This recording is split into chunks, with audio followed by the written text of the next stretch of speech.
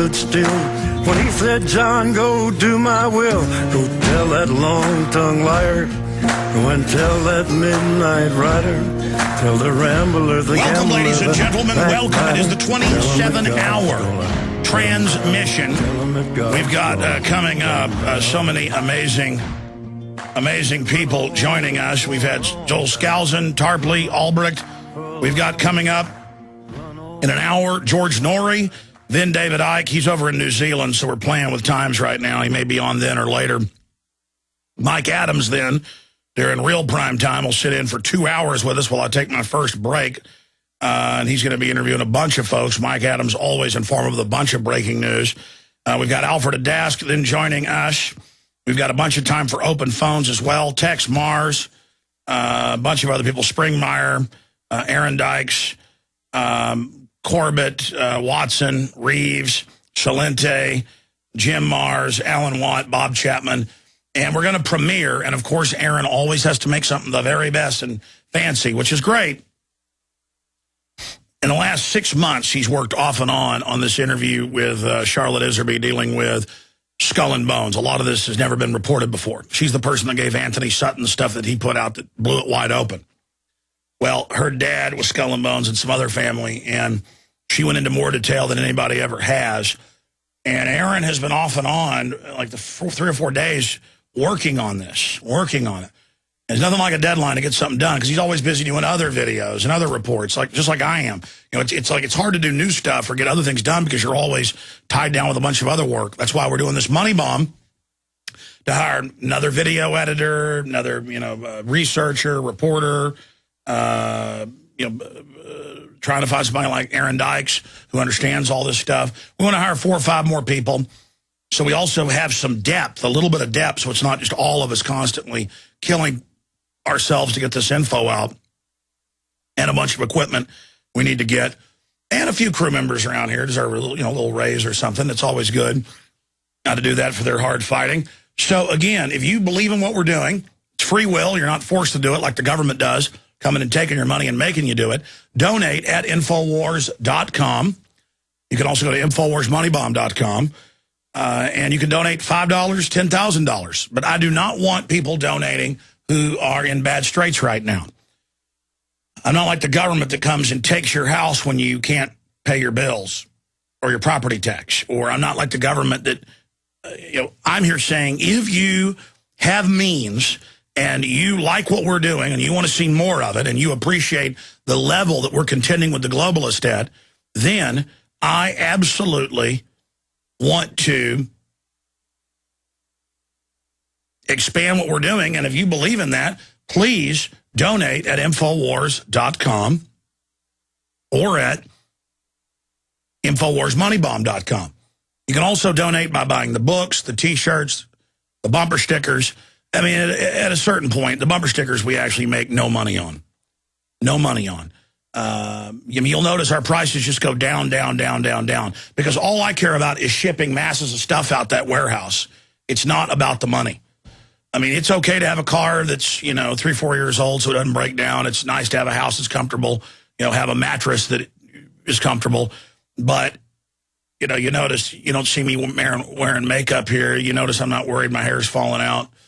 I'm not very worldly, folks, unless in a worldly sense I like to knock bullies' teeth out, I guess physically or politically. The point is that I want to wage war on these people via the info war. I know they're coming in with the censorship, the control.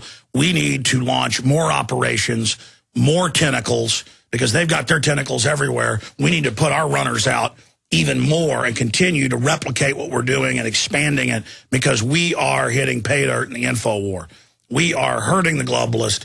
They absolutely don't know what to do. They're hitting us from every angle with COINTELPRO, disinformation operatives, attacks, and it's just not working. In fact, it's actually advertised us in who we are and what we're doing here at the info war.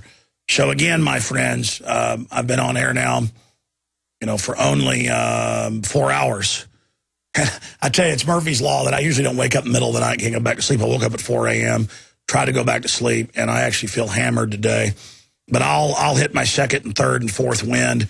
yeah, I really don't feel worthy to be doing this. I mean, I'm bringing you such incredible news. Such amazing, earth-shattering things are now unfolding. And I am just exhausted. I mean, we're up here till 9, 10 o'clock every night now. My children are growing up in front of me, and I hardly see them one day a week. And I'm not complaining. It's just that I'm throwing my full self into this and against this. And you have made us strong with your support, buying the books, the videos, spreading the word about the show. You are the reason we've had this much success. Now, we're small, but we're strong. Our organization is small. Our amount of money is small compared to large institutions. But the bang for the buck, we are really having a huge effect. Now, we've launched our internal phone system. I tried to get the 5 or 6 calls at Genesis that were the longest holding over so we could take your calls. That phone system will be up where I can see it soon. I've got a whole cornucopia of news I haven't even gotten to yet. After I take calls, I will. We got a bunch of guests coming up, obviously, as well. But I want to encourage all of the people that are out there to be part of what we're doing. And there's nothing like donating to it to help us get this job done. So if you've donated in past money bombs and you want to see us continue, who can deny we've expanded? We've launched more operations, the nightly news, hired more people, reporters, and that we're reaching people at a level never before imagined. And I now know that we can go even higher in this fight. And there's great danger associated with that. But I'm not going to do this at half speed. I'm going all the way here. That's why we do a 27-hour transmission. That's what it's really all about. And I couldn't do it without your support and the great job the crew does. But like I said, I want to get some more crew people so we're not always stumbling around exhausted. I want to get some more equipment. So donate right now at InfoWarsMoneyBomb.com.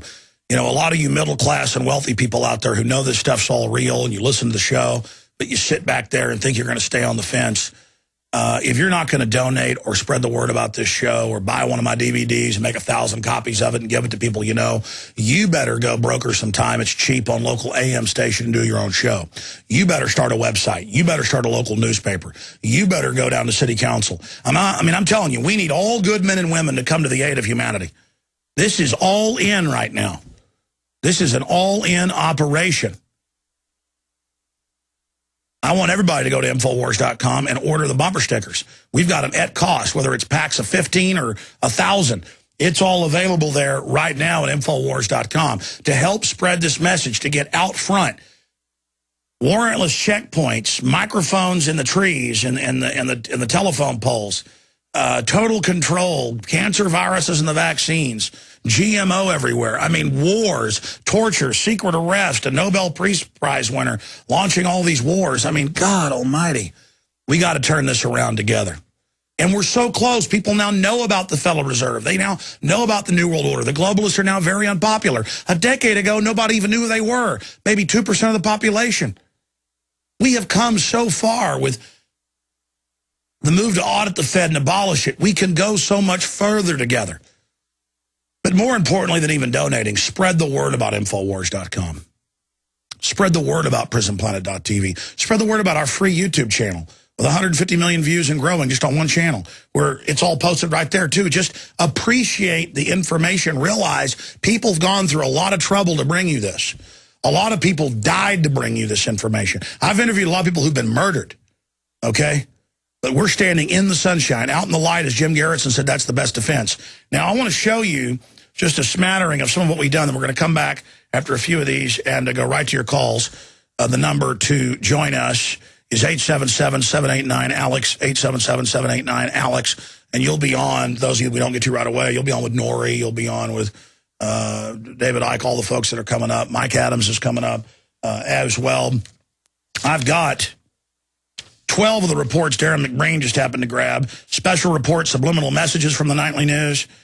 Denver Airport, New World Order art, citizens punished for recording bad cops, 9/11 street poll, Facebook, pre-crime scanner technology, public reacts to Fed raids on Gibson guitars, NFL grope downs. Take this first one. We're going to play 3 or 4 of these, whatever Darren wants to play first. I told him the ones I wanted, and I can't remember now. Which ones? Yeah, we're going to play Subliminal first, and I remembered that one. But the point is, after you watch this, record it and pause it. Because you see the Sharpie ad, and it says, stop protesting, and then a guy holds a sign up saying, now. And it's all subliminal. And you see the stuff where Ron Paul supporters are drug addicts.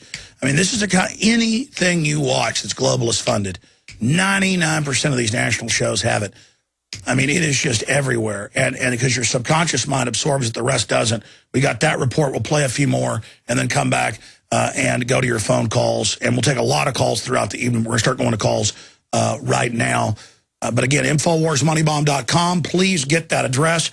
Email it out to everybody. It's kind of had some problems because of all the hits it's getting. You can also send out Infowars.com. There's the 27-hour marathon broadcast link in red. That has the main stream, the video stream, and then all the backups under it. You can send that link out as well to everybody you know. But we'll be right back after a few of these Infowars Nightly News reports, followed by Darren McBreen and others. And we want to get more reporters and just expand this because we're reaching millions of people with this. And it's not just Alex Jones up here reading news and ranting and raving and putting out 2 films a year. This way we're hitting them every night with information like this because nobody else has stepped up to do it. Brought to you in living color. Kennedy died at 1 p.m. There were 2 little girls. We're pleased to bring you our feature presentation.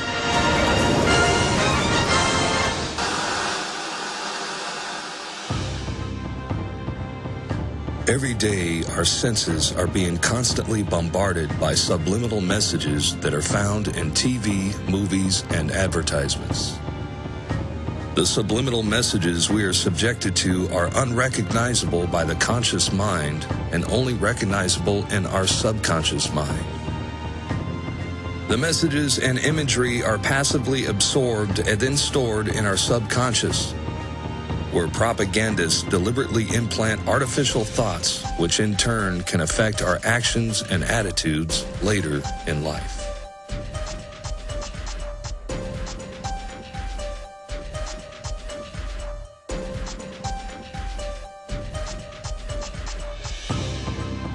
Experiments have shown that less than 1 minute after the viewer begins to watch television, the brain switches from beta-level consciousness, associated with active and logical thought, to alpha level, which is associated with passive acceptance and suggestibility. This is why advertisers spend billions of dollars a year on commercials, as well as product placement within TV shows.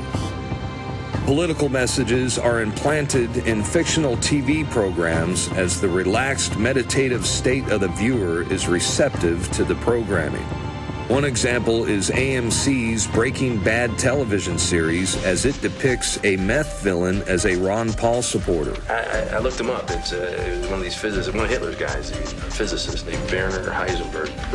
Real cute, huh? In a basic college-level marketing class, in your first year of radio, television, and film, at least for me, and then I've seen some other textbooks and curriculum and found it's also in those, but most RTF schooling teaches you that they have had subliminals for at least 70 years in the United States and Europe. And so, yes, there is subliminal messaging everywhere. It is all over the place. It's an absolute fact that they flicker it at a rate and that they have the televisions designed for that rate to bring you into a dreamlike state. I mean, it is a fact that within minutes, you go into a dream brainwave when watching television. Go read a book by the father of modern advertising, Edward Bernays, where he calls you a dumb slave and admits they run your whole life.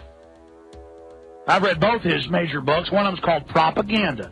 Edward Bernays. The conscious and intelligent manipulation of the organized habits and opinions of the masses is an important element in democratic society. Those who manipulate this unseen mechanism of society constitute an invisible government, which is the true ruling power of our country. We are governed. Our minds are molded, our tastes are formed, our ideas suggested, largely by men we've never heard of. This is a logical result of the way in which our democratic society is organized.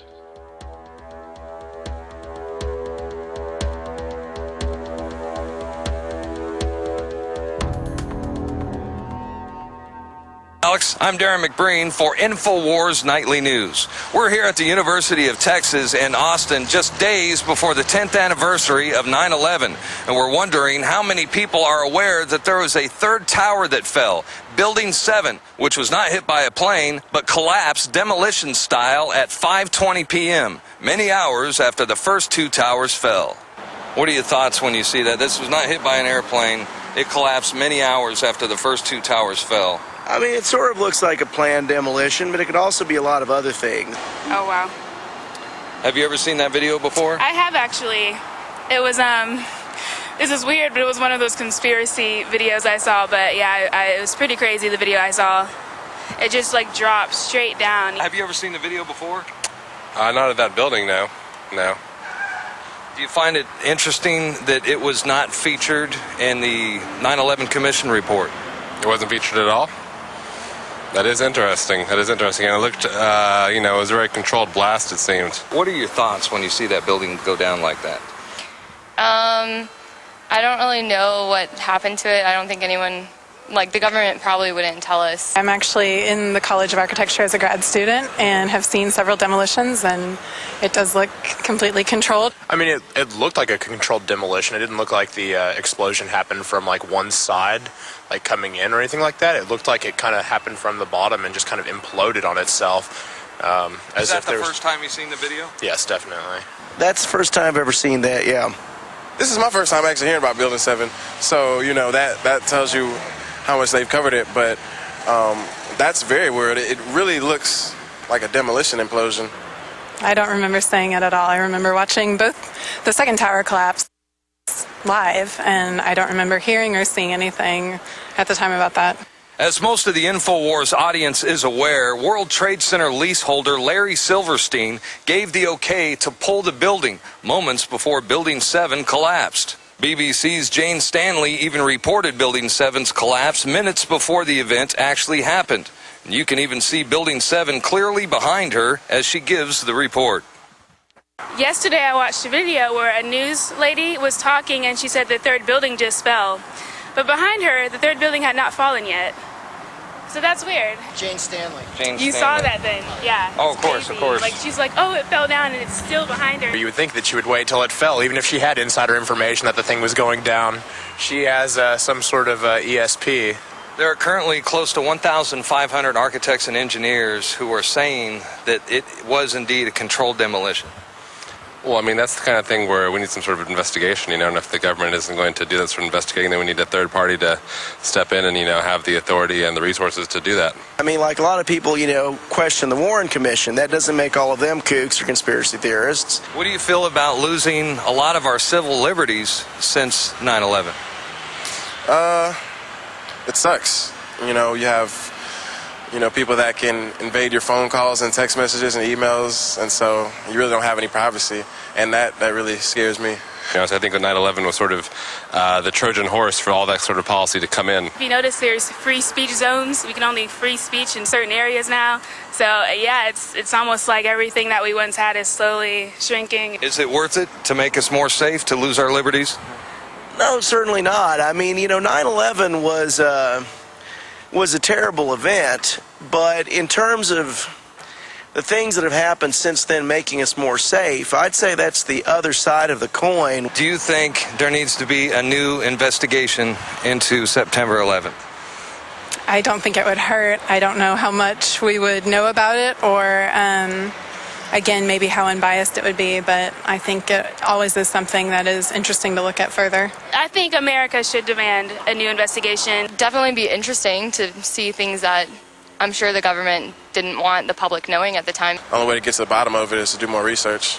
I honestly believe the government's corrupt. Everyone lies. I don't think people should just put all their faith and trust in a government who is just completely selfish and only worrying about themselves. 10 years after 9/11, we could see that much of the public is aware that they're not being told everything there is to know about the tragic events of that day. The mainstream media, however, continues to avoid discussing Building 7. Instead, they insist on pushing the official fable and ridicule any American who demands a new investigation. I'm Darren McBreen for Infowars Nightly News. Back to you, Alex. I'm Darren McBreen for Infowars Nightly News. The Green Police have struck again. First, it was the Amish selling eggs, and then it was children's lemonade stands, followed by SWAT teaming people for selling tomatoes. And now, it's Gibson Guitar, one of the few iconic American companies we've got left exporting goods to the world. Now, we're about to show you a TV commercial that started airing during the Super Bowl. What appears to be lighthearted by most viewers is actually a very serious sign of dark times ahead. Okay, so it's 3708, paper or plastic? Plastic. That's the magic word. What? Green Police. You picked the wrong day to mess with the ecosystem, plastic boy. Battery! Let's go, take the house, come on! Put the rind down. Sir, that's a composting bird shit. Did you install these bulbs? Oh. Tragedy strikes tonight where a man has just been arrested for possession of an incandescent light bulb. What do you guys think about plastic bottles now? The water setting is at 105.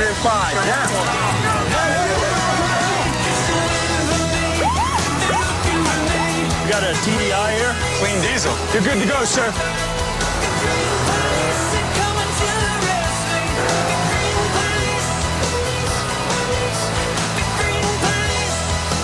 Good afternoon, officers. Are those foam cups you're drinking from? Yeah. Please step out of the car and put them on the hood. Here in downtown Austin near 6th Street, music is played live every night of the week. Musicians are known to routinely travel far and wide to get here, but with new federal regulations, it might not be that easy. If you're trying to fly to Canada, for example, and you have a guitar that's 50 years old, they could stop you from traveling, they could take your guitar, and you can even be fined. That sounds like a pretty typical of the trend of loosely worded and selectively enforced laws that's been happening for a while. You see them popping up more and more. That doesn't shock me. Just another crackdown. Just when's it going to stop? You know, it's like, what else are they going to take? They're raiding people for the wood, old wood. I mean, if this precedent goes through, where does it stop? If it's from another country, it's been exported, then there's going to be these laws that say that if I try to leave the country with my baby, that they're going to take it from me or fine me. That's not fair, man. You know, I'm not even a musician, but, you know, being in that community, that just makes me feel totally violated and vulnerable. It kind of reminds me of the way, like, Monsanto tries to restrict home gardens and say they're organic farms. By doing that, they're trying to take more of our civil liberties, and they're just basically trying to strip all our rights and show us their cards. It doesn't seem to be a due process sort of situation in the slightest, and it seems to be much more far-reaching. If you get on a plane and you want to travel out the country, there's a chance that if you have a guitar with you, let's say it's an older guitar, that you could be restricted. You could be fined, or they could even take your guitar from you. What do you think about that? I say Big Brother's wreaking havoc on the free world every step of the way. Well, it looks like due process under the law and being innocent before being proven guilty are two concepts that are apparently no longer applicable in the United States, at least as far as the federal government is concerned. I'm Darren McBreen for Infowars Nightly News. Back to you, Alex. Recently, Homeland Security announced that they will extend their Stasi-style grope-downs on innocent law-abiding American citizens who simply want to watch a football game. Now, we're here at DKR Stadium in the heart of Austin, Texas, to ask football fans how they feel about the new Homeland Security pat-downs. Having people pat down before they come in, I don't think that would, like, the cost and benefit doesn't make sense. If they have to wait in this big crowd and big lines and then still get checked just to go in to see, like, their favorite players, it might create some personal problems. I feel like people are always going to find a way if they want to do bad things. If someone really wants to do something, most likely they're going to do it and they're going to find a way to sneak it through. But the more roadblocks you put up there, I guess the harder it's going to be, the more you might deter somebody from trying. Really, I think it's kind of going overboard.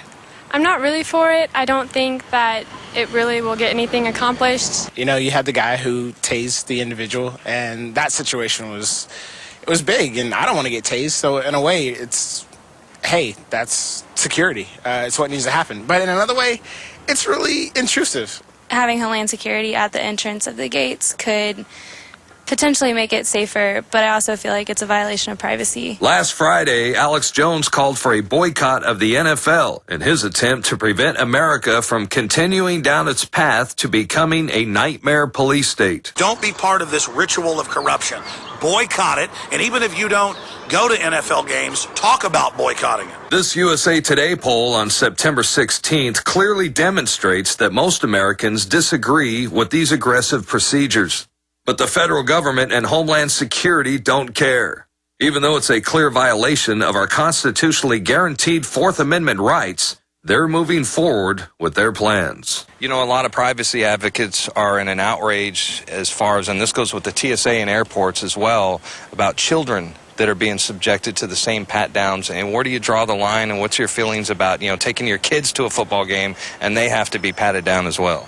I can understand the reasoning for doing that, just because terrorist attacks can come through any ways and they would do anything just to get whatever accomplished. But I think that at football games, doing that to children is just it's a little bit over the line. I don't think children need to be pat down.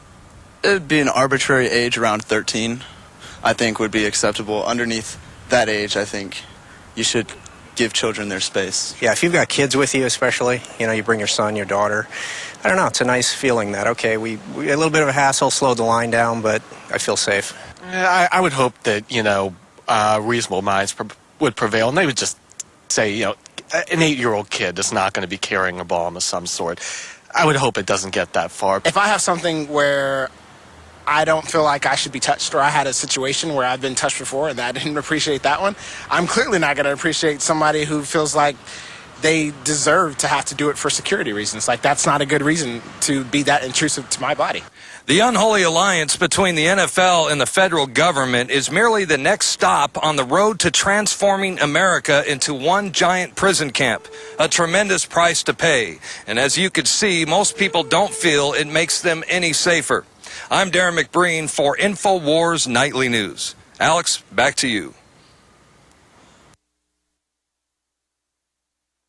I'm Darren McBreen with Infowars Nightly News, and I'm here today at the Texas State Capitol. And we're about to find out if the people of Austin are aware that they are about to be hit by a wave of utility bill hikes as new EPA regulations drive up the cost of energy. What do you think about paying higher utility bills because of the EPA's new regulations against power plants? There may be some new regulations coming up against power plants at this point. But unfortunately, right now, I think that our citizens, statewide and nationwide, basically overburdened, especially with today's economic developments and situations that are going on. I think rate hikes should be at a minimal to at least try to alleviate some of the burden on our taxpayers and our citizens nationwide and statewide. I know a lot of people that are going to be not only shocked but a little bit irritated about that as well. Absolutely. I mean, they're already, because it's such a hot summer. Exactly. Everybody's bills is already up through the roof. You're already paying through the roof because the ACs are running nonstop, and then all of a sudden it's like, on top of that, and with a downturn economy, yeah, it's doesn't seem to jive that well. Of course, I don't want to pay higher utility bills. They're already extremely high right now as it is. Well, I don't want to pay more because of the carbon dioxide thing. That doesn't seem right, especially if it's not even proven. Generally, I prefer regulations that deter pollution and paying a little bit more for that than an unregulated environment. It all has to be regulated some way, right? It's going to mess our environment up. I understand the tax on carbon footprints, but I mean, who's getting a new Lexus, you know what I mean? Do you think that carbon dioxide is dangerous? I think carbon dioxide can be very dangerous. Okay, what do plants breathe? Carbon dioxide.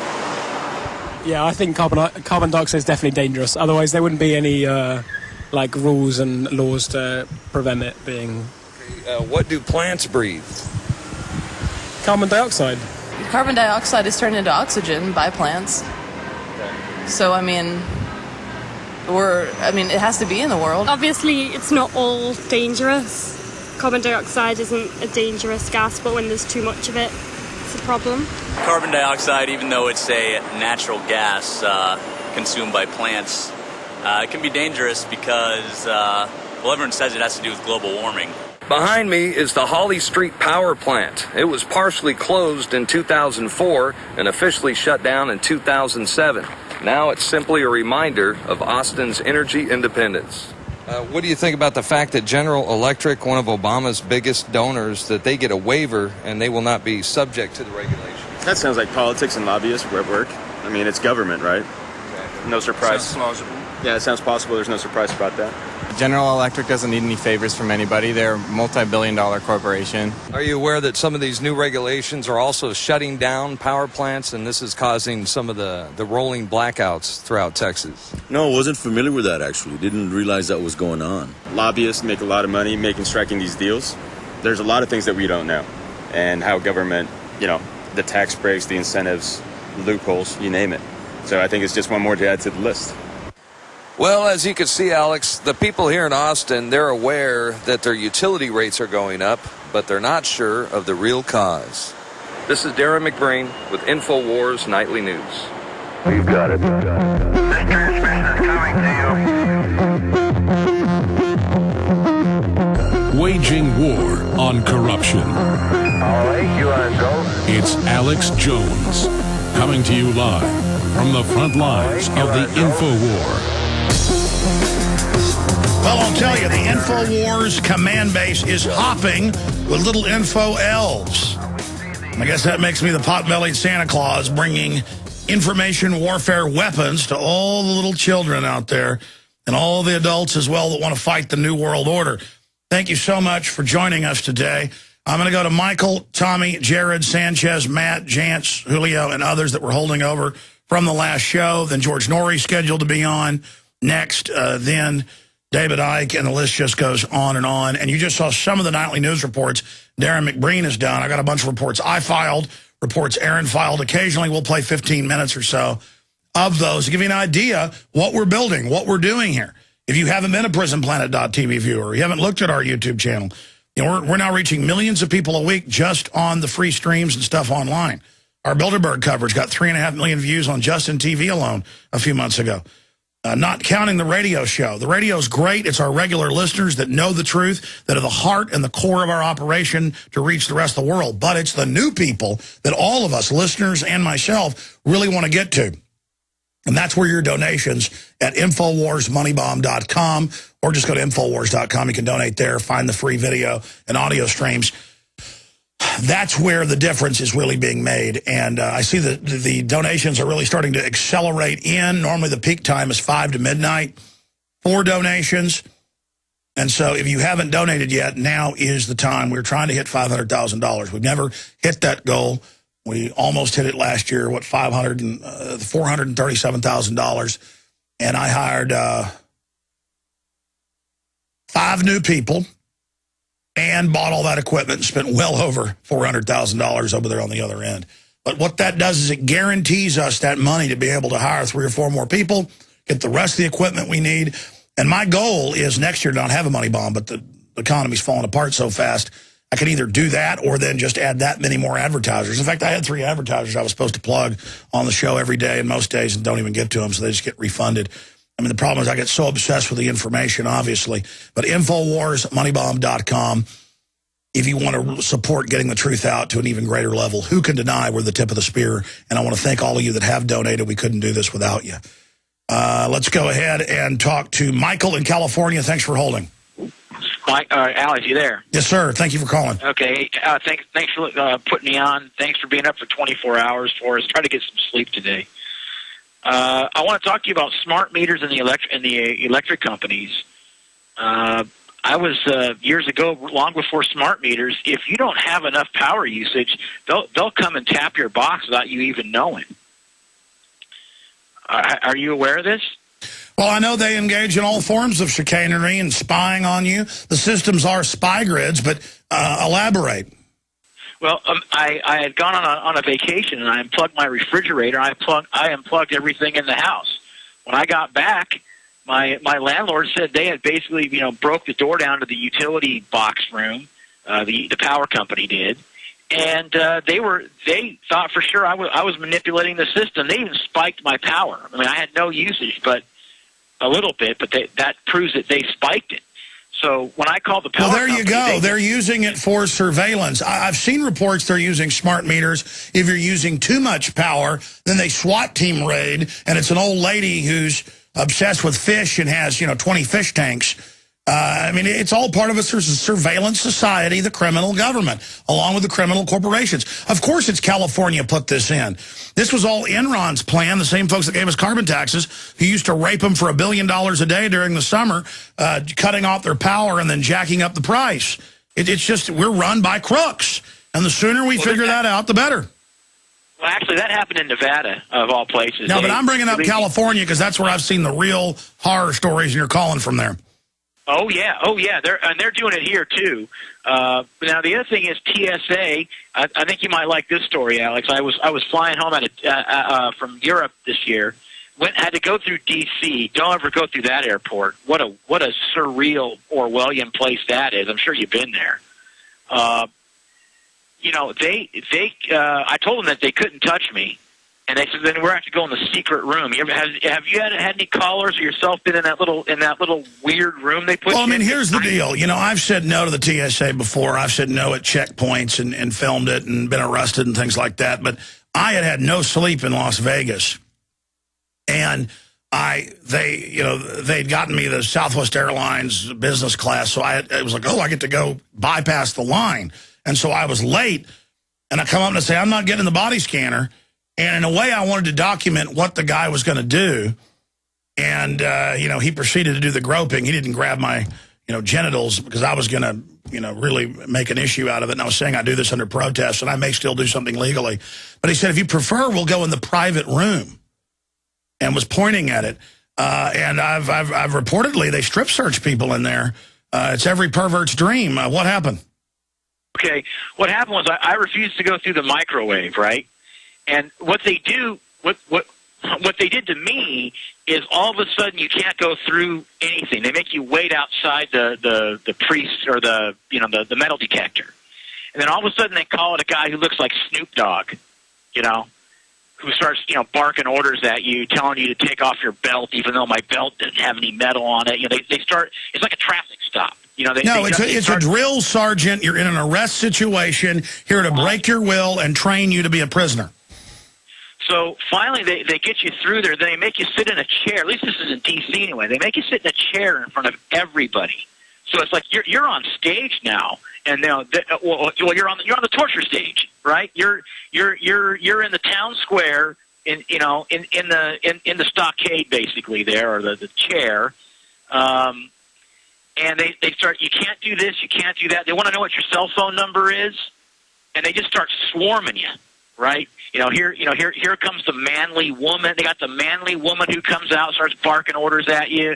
I told them, you're going to touch me, you better put on clean gloves, right? Well, they did that. Then I said, you know what, you're not going to touch me. I don't want you to touch me. I said, you have to go in the private room. So when you go in there, I'm like, so what? They're like, all right, well, show it. You got to take your pants off. So you know what I did? I just did it Braveheart style. I just showed them my rear end. And then showed him my junk and said, here you go. This is what you want to see. Here you go. Well, it's funny you tell that story because I happen to know a little bird who reportedly did that too. But, the issue is that freaks them out too because that's what's coming next. But you're not supposed to be into that phase of humiliation yet. And that's what the naked body scanners are. They lie to you and say, oh, we don't record it. They've been caught lying. Oh, we're not going to grope kids anymore. They keep doing it. It's all part of their criminality. Great job, Michael. Good to hear from you. Tommy in Tennessee, you're on the air. How you doing? Good, brother. First of all, like I say, the wife and I go into a forever agreement for the protection of the crew, you and your family. And also, I live over here near the Holston Defense, and our local news ain't covering it. And I was wondering if you've heard anything about it. There's a lot of military activity going on around this area. Where are you in Tennessee? In Bristol, near the Holston Mountain. Well, sir, the entire military structure is on total alert. For a month, they've been building up in the Middle East and building up in Kuwait. And Israel is saying that there's about a 95% chance they're going to strike Iran. I mean, I covered it earlier. Did you hear the show earlier? I mean, I won't blame you if you didn't because it's a long show. Israel considers preemptive attack on Iran. Netanyahu goes and asks the Knesset and cabinet for permission. Okay, that's Fox Television out of Europe, Sky. Here's AP, same thing. Israel test fires missile as Iran debate rages. U.S. troops standing by in Kuwait to back up Israel. London Guardian, UK military steps up plans for Iran attack amid fresh nuclear fears. And this is in a few of our newspapers, but not big news here in the U.S. Yes, sir, they are gearing up big time. Yes, sir. Also, I heard you last week saying that you were getting letters and stuff about the TSA is not here, with their military checking cars. That is a lie. They are here. Well, they were here. I hadn't seen them in about a week. No, sir. That's COINTELPRO paid disinformation. They know full well that they're talking about an attack on Iran. They say I'm just making that up all over the web to make people who are ignorant think of this guy's a liar. It's all over your TV, all over your radio. They've had Army and TSA checkpoints in Tennessee and a surrounding 4-state area. I have it all on video in Police State 4, but it happened again, as you know, a few weeks ago and was national news. But they just say, Alex is a liar, it's not happening. And you got a lot of info warriors here. There's a lot of people in the know here, so you have a lot of people listening to you daily and praying for you. But good job. Thank you. Well, God bless you, sir, and I appreciate your call. It's great to hear from you, Tommy. I know I have a lot of people praying for me, and that really makes me humble because I know there's so many good men and women out there and so many children that write me letters that are counting on me to do a good job. And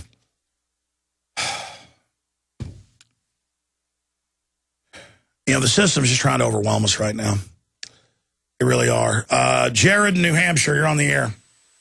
Hey, Alex. I had 2 points before I originally called.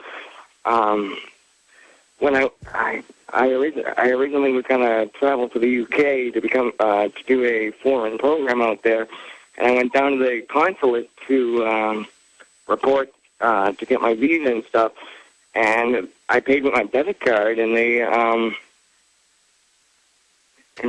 paid with my. I paid with my debit card, and they almost didn't want to take it because it didn't have the chip in it. But I only paid with the debit card because my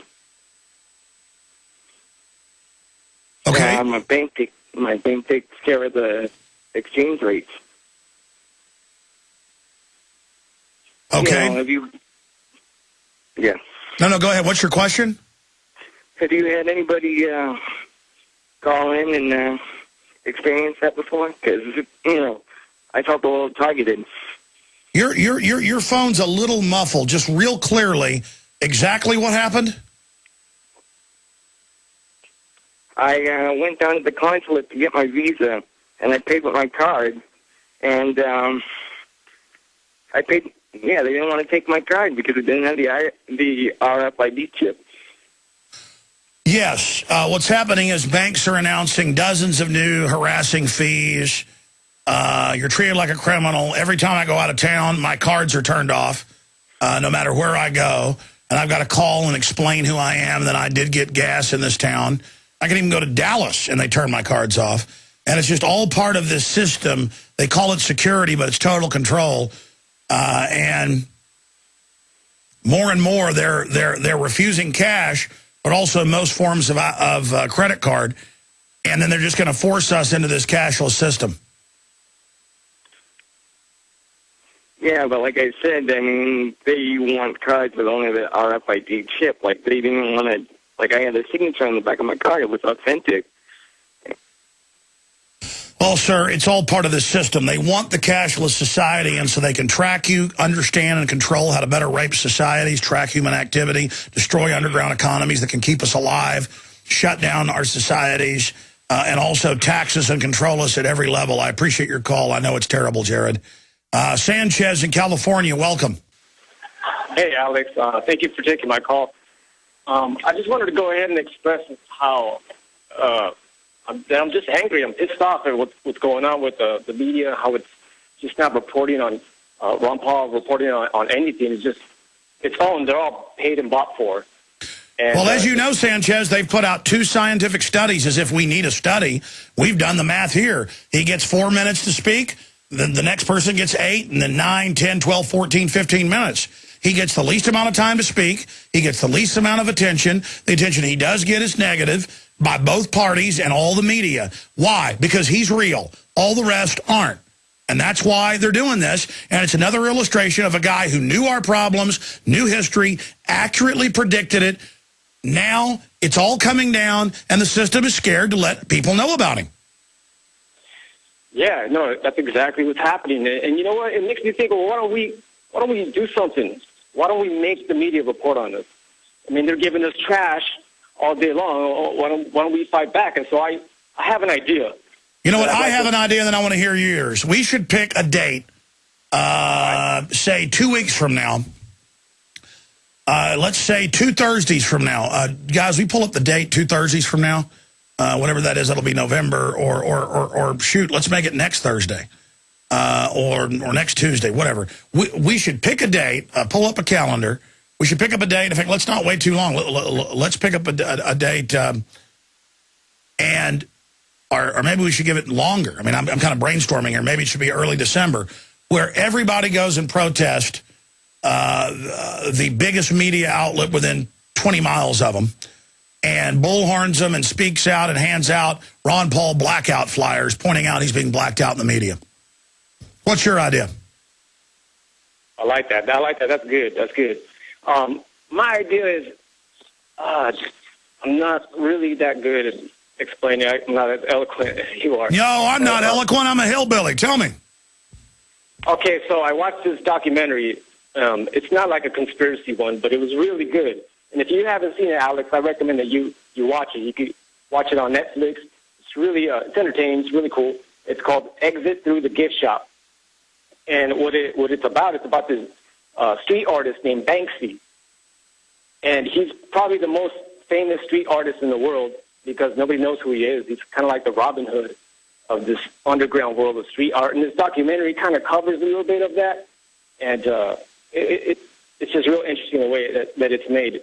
But it has like a twist in the middle of it where it shows you how easy the masses of people can be manipulated or, in a sense, brainwashed to buy anything. They'll just buy whatever. There's even a guy in this documentary who calls himself, he becomes a street artist himself, and his name is Mr. Brainwash. And this is exactly what he does. He goes out and he brainwashes everybody using like propaganda and using hype to think that his art is great when it's really, in my opinion, it wasn't that great. But it's just a really interesting film. The reason why I bring this movie up is because there's another very famous street artist in this documentary, and he said something that was really, I think, is key. I think it's very important. I think we should all hear it. And this guy who said this was, his name is Shepard Fairey. And Shepard Fairey is the guy who created the Andre the Giant. Yeah, he created the Obey stuff, the Obama iconic image, sure. Yeah, the Obama thing. And anyway, he was in this documentary, and he... the power of tagging things, I'm not going to get into it. The point is, yes, this show could launch a national tagging program that would really hurt the globalist. I'm not necessarily saying that, Alex, but what I'm saying... Well, no, but I've never done that. I told people hang the Obama poster in legal and lawful areas, and still they festooned them all over, stuff that was kind of uncivil, but then they were selectively enforced against, and then that made it even bigger news. So briefly, because I want to hear this, what is your idea then? People could paint their own barns, their own cars. I've seen people doing Ron Paul or Infowars.com cars.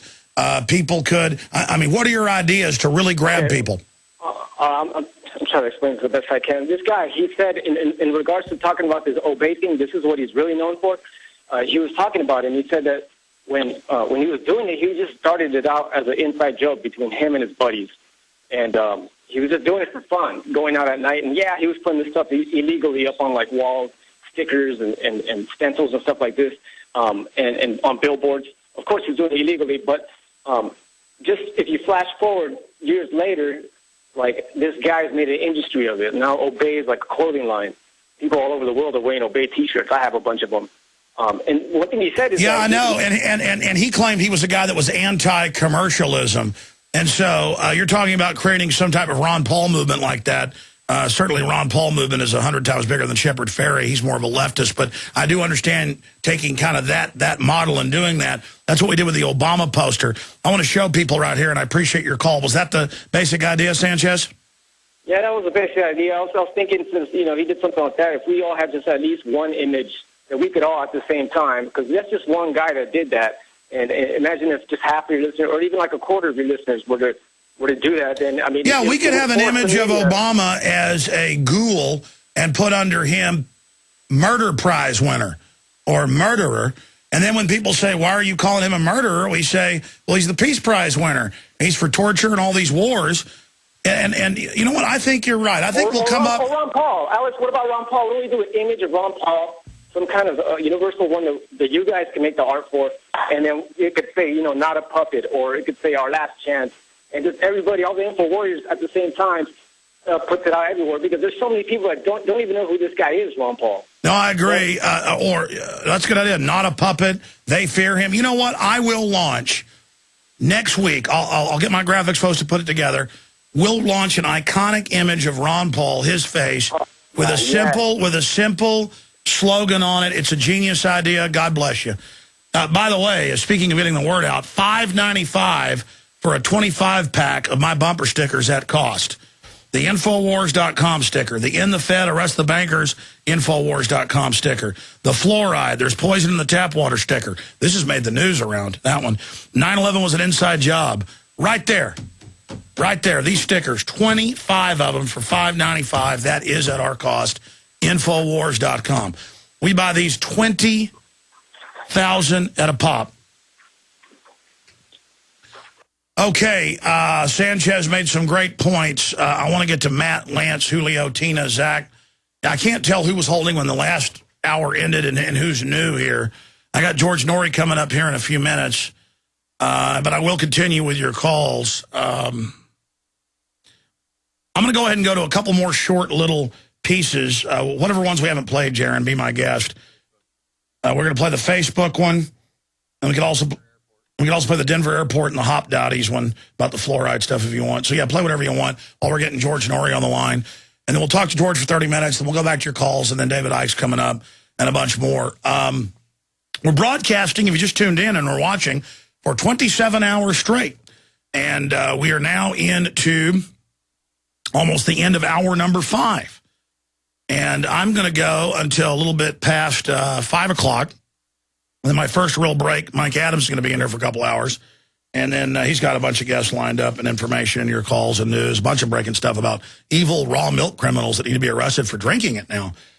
So that's coming up. And we'll get into all the other people. Alfred Adass, Tex Mars, Mr. Corbett of the Corbett Report, Springmeyer's coming on, Aaron Dykes, Paul Watson, Richard Reeves, Gerald Salente, Jim Mars, Chapman. It's all coming up. And we will continue here. Why are we doing this? Well, it's fun to do a 24-hour-plus broadcast sometimes, but it's also fun and informative to have a money bomb. The idea of people that are against the globalists giving money to an organization, to a media outlet to build a bigger structure, more equipment, more crew, to up the level. Look at how we've grown in 4 years. Who can deny it? We're routinely linked on Drudge Report. They have all these national TV hit pieces on it. Infowars and Prison Planet have more than tripled their audiences. The films are viral. Everything we do is just bam, bam, bam, breaking through. And it's all because of you supporting us and spreading the word and my hard work and the crew's hard work and dedication. So InfoWarsMoneyBomb.com. I know it's well over $100,000, but I'll tell you, we usually launch these a month before, get the website up. We did this 15 days before. I didn't promote it like I normally do. The economy is in a tailspin. We've normally raised $100,000 by the time that we even kick the money bomb off in the month before. I like to get started. We've now raised it to that point. We need to get to the 500,000, or at least a respectable 400 and something. We've supported Ron Paul. We've supported all these other groups. Ron Paul said 4 years ago that half his initial money when he first ran for president came from audience of this show telling him so, and that was the numbers and things they had from their feedback, asking folks how they found the Paul campaign, why they donated. This is such an important platform, not just for myself and the callers, but for the guest. And that's why it's so important. So donate today at InfoWarsMoneyBomb.com or buy books, videos, bumper stickers to support us. A lot of these deals now, actually, we don't make any money, so but it does get the website out and educate people, and that's what I really care about at the end of the day. So InfoWarsMoneyBomb.com. We also have the eBay area. When Mike Adams fills in for a couple hours, I'm going to go back there and paint and do some work and do some original stuff for the eBay deal, some paintings and some pen and inks for folks that donate as well. Those will be auctioned off at eBay. We got the bullhorn being auctioned up there and the sledgehammer and a lot more. It's all at InfoWarsMoneyBomb.com. The free video streams, the audio streams, all of it, the donation buttons, InfoWarsMoneyBomb.com, or if that site gets sluggish as it does sometimes, simply go to Infowars.com. You can find it all duplicated right there. We'll be back after a couple more clips of the nightly news made possible by your support. Here it is. Recently, as a reporter for Infowars, I tried to log back into Facebook and it wouldn't let me. It wanted me to identify myself not with my passcode, but by showing me obscure pictures of my friends and family. I had the feeling that it had something to do with testing their face recognition technology. And then I saw this article in the Wall Street Journal. We know governments are quietly using face scanning cameras on street corners and in airports, and they have license plate scanners. But how are they going to get the public to openly accept a surveillance society? Well, Facebook recently teamed up with CBS to promote their new fall drama, Person of Interest, to condition people to opt in to their face recognition program. They know who these people are and what their names are, and they want you to confirm it for them. Sure, the security measure confirms who I am, but it also confirms for them who my friends and family are. So I went out to the street to find out what people had to say about all this. I tried to log on from a different computer that I never used before, and Facebook prompted me to say, look, we want you to go through a series of face recognition. The questions and like showing you the pictures of your friends and stuff. And they want you to identify all those pictures of your friends. I guess it's just a privacy and like more of a protective measure because I know people's accounts get hacked a lot. So maybe they're trying to actually help us out by giving us a little quiz. I think I know what you're talking about where they show you pictures and it's like, oh, is this person? And you're supposed to confirm it. I think that's really weird. I know it's used as a tool just to make it easier to tag people, but I've never heard of it being used to get you to like get back into your page. You feel comfortable with the fact that Facebook is data mining all your personal and private information, including, your friends and family's activities? I mean, I can't say that that's comfortable, but I think anything that you put up on the internet is up for public scrutiny. I'm not comfortable with that at all. Although I know they're doing it, and I wonder exactly what they're doing with all the information. The government agencies realize that it's a good way to, pick up on things that they don't like, or especially illicit activities. You should, keep your settings on private, and you should be careful with what you post on there. It's easier to monitor people on Facebook than it is to tap people's phones, I think, to a certain degree. Anything you put up on the public sphere, I think, is essentially public information. Just with the internet in general, we are getting more used to like our business being out there and just getting used to, I guess, our privacy diminishing a little bit. I'm just not going to be very informative on Facebook anymore. No. Untag myself from every post that I've ever been in. Some people are concerned that Facebook, it might be used to acclimate the public into accepting surveillance society. Absolutely. I definitely think that while it might not be intentionally so, it could be intentionally so, but it's definitely serving as that. I think it is getting us acclimated to a surveillance world. That sounds a bit 1984 and creepy.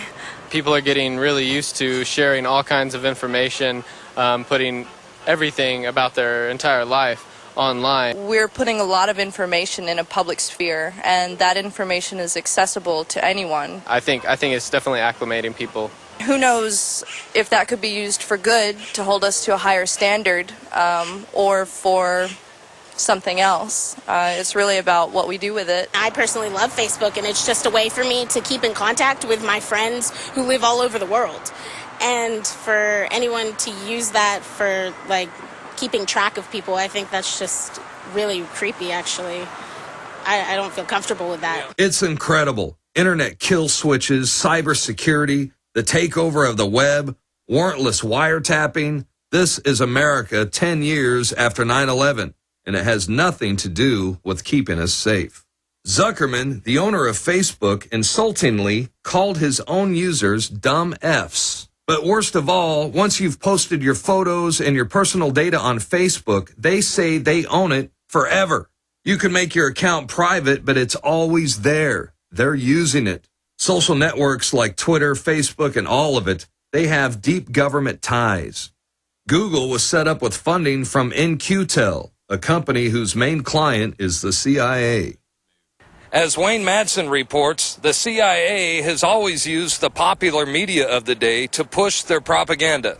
And today we see Facebook expanding their face recognition capabilities. I'm Darren McBreen for Infowars Nightly News. Alex, back to you.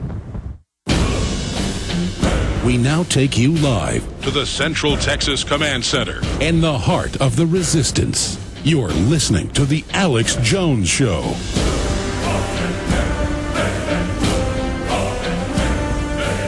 Well, it's 4 o'clock, 4:01 now, Central Standard Time, 5 o'clock Eastern.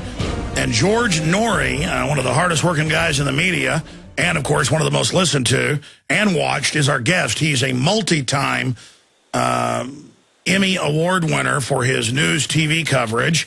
He's a longtime radio talk show host. He's a best-selling author, and he has the second largest radio show and audience, period. 16+ million people. That's just on AM and FM, and there's XM, internet.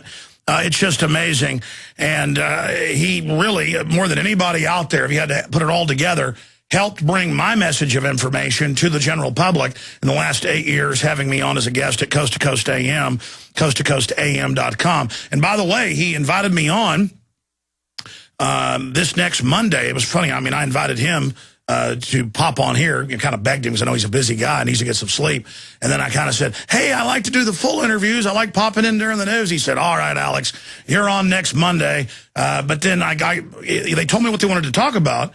It's always, just simple areas. I can talk about whatever I want, but it's general topics. He said, I want to talk about Alex Jones and then the state of the world. So I guess we're talking some about little old me, but I guess it is kind of the transformation and awakening. But I got to tell you, George, so much of what you've been talking about for decades and I've been talking about for close to that, it's not that it's even becoming passé, but now it's like it's worse than we thought. Government wants Google to shut down videos that are critical. Street lights that listen to you. Oh, there are cancer viruses in the vaccine.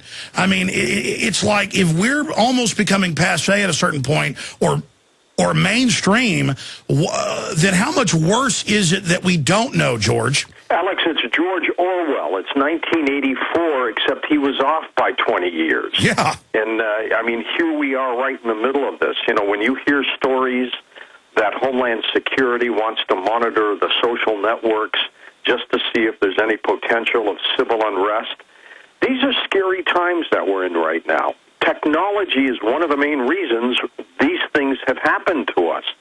What you've been able to do and what we've done on Coast to Coast, and by the way, we're popping champagne because we've now hit 559 commercial radio station affiliates, which is just about unheard of. And you are right, we are number 2 in the world in terms of affiliate count, and we're slowly creeping up, and one day we'll be number 1. But what's happening, I think the public has become aware, not only because of technology and social networks that move information faster and faster and faster, but they are also smart enough to realize that, you know what, we love our country, but you can't accept everything that government hands to us. You've got to question it. And if people had done this back in World War II, example, Pearl Harbor, Vietnam, the Gulf of Tonkin, and all these other different areas, they might have been able to stand up and say, look, enough is enough. What is going on here? And we find ourselves right now in the middle of all this with this vast amount of information out there at our disposal, and people are becoming more aware of it. And that's what you're feeling, that's what I'm feeling, and that's what so many other people are feeling. Well, George, in fact, that was my next question for you. You see the awakening. You are a world-renowned analyst, media personality, researcher, probably one of the best interviewers out there, bar none, probably even better than Larry King in his heyday. You have your finger on the pulse, so I know you're picking up what I'm picking up. I am a person who is well-known, especially because of the internet, and so anywhere I go, people stop me, and it's not every 10 or 15 people now, it's every 3 or 4 or 5, no matter where I go. But they're always saying, nobody's waking up, we're in deep trouble, oh my God, it's all true, I really appreciate you. And so they don't understand that actually we are becoming the majority and more people are awake than they know because they're not George Norrie, they're not Alex Jones. There's only a handful of media personalities in the real media, in the reality, truth-based, seeking media who are recognized. And so we get the feedback and see the awakening. But then people individually out there, they're awake, but they feel like they're alone. I think that's why Coast to Coast is so important, because people can actually hear, and you have polls, and people know then that they're not in the minority. They're not crazy. They're not kooks. Can you speak to that phenomenon from your incredible reach, communicating and doing conferences all over the country? Well, first of all, I learned at a very early age, and I'm talking 19 years old when I first started working in broadcasting. I think I was on the other end of Marconi when he said, "Can anyone hear me?" I think it was me who said, "Yeah, I can, Mr. Marconi." But I learned, Alex, at a very young age that the success of a broadcaster was very simple. There was a simple formula here, and that was get rid of your ego. It's not about you. It's about the story, and it's about your listener, or it's about your viewer. And one of the simple techniques that I do on a very regular basis, because people say to me, "My God, you're so in touch with stuff," or "You're so ahead of things. How do you do it?" It's a simple formula. I go out regularly in the public, whether, as you just said, it's a speaking engagement, or whether it's a restaurant, or a shopping center, or you name it. I go out there and I talk to people. I listen to what they have to say. And so if 3 years ago somebody says, "You know what, my company's going to lay me off. They're having trouble making sales. This has never happened before." And then you hear it from another person and another person and another person. Well, then you begin to realize there's a pattern here, and it doesn't take a rocket scientist to figure it out. And so we were miles ahead of the mainstream media when we started talking about the economic mess or the mortgage mess. People were saying to me, "I'm having trouble making my mortgage payments. I just can't do it anymore." Way before anybody even knew about the derivative problems and things like that. Oh, I heard you 8 years ago talking about, you weren't calling it robo-signing. You had a guest on. That's actually, because I learned a lot from you, not, vice versa, but I mean, years ago, you had guests on about the mortgage fraud and taking houses they didn't have the paper on, and that's only come out in the last year or two. Yeah, exactly, and nobody believed us. Nobody believed us. I mean, just recently, the mainstream media now is beginning to pick up the things that you and I do, and they're beginning to realize that, you know what, this might be a major story. There's something going on here. When we talked about, look, the SARS virus is not going to be a pandemic. The H1N1 virus is not going to wipe out society. It's a push to sell vaccines. Folks, back off.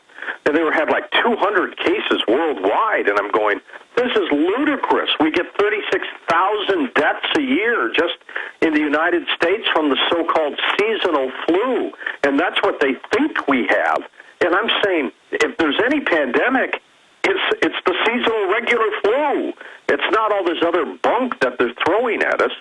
And so what we've done on Coast to Coast, whether the stories are paranormal, like my book that just came out, Talking to the Dead, or UFOs or Bigfoot, we're also into alternative medicine, we're into cutting-edge science, and we're into mainstream news stories with what I call the coast-to-coast twist. Last night, I had Jerry Corsi on for an hour talking about the rumblings that Israel is looking for some internal support to go after Iran, and that's another issue. I'm not going to talk about the justification of Iran.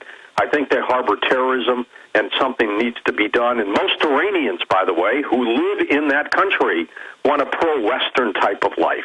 They love America, and a lot of people don't understand that. But it's these mullahs who are taking over that are doing all these horrendous things. But we are picking up stories like that, and I had Corsi on last night talking about how we are on the verge of a military intervention against Iran. And then we talked about the ramifications of that. You know, Israel has nukes. We have nukes. Iran has missiles. Not nukes yet, but maybe they do. Who knows? Those stories will start popping up, Alex, I guarantee you, within the next week or two on the mainstream media. Matt Drudge, whom I think the world of, is also on the cutting edge of all this. He's in our club. He's the one who's also up there sticking his neck in the noose, getting these stories out to the public. And, you know, I just think that people like you and Drudge and the things that we do on Coast to Coast are so critical to allow people who are listening to make a decision, to stand up, to put their foot down and say, you know what, I'm as mad as hell and I'm not going to take it anymore.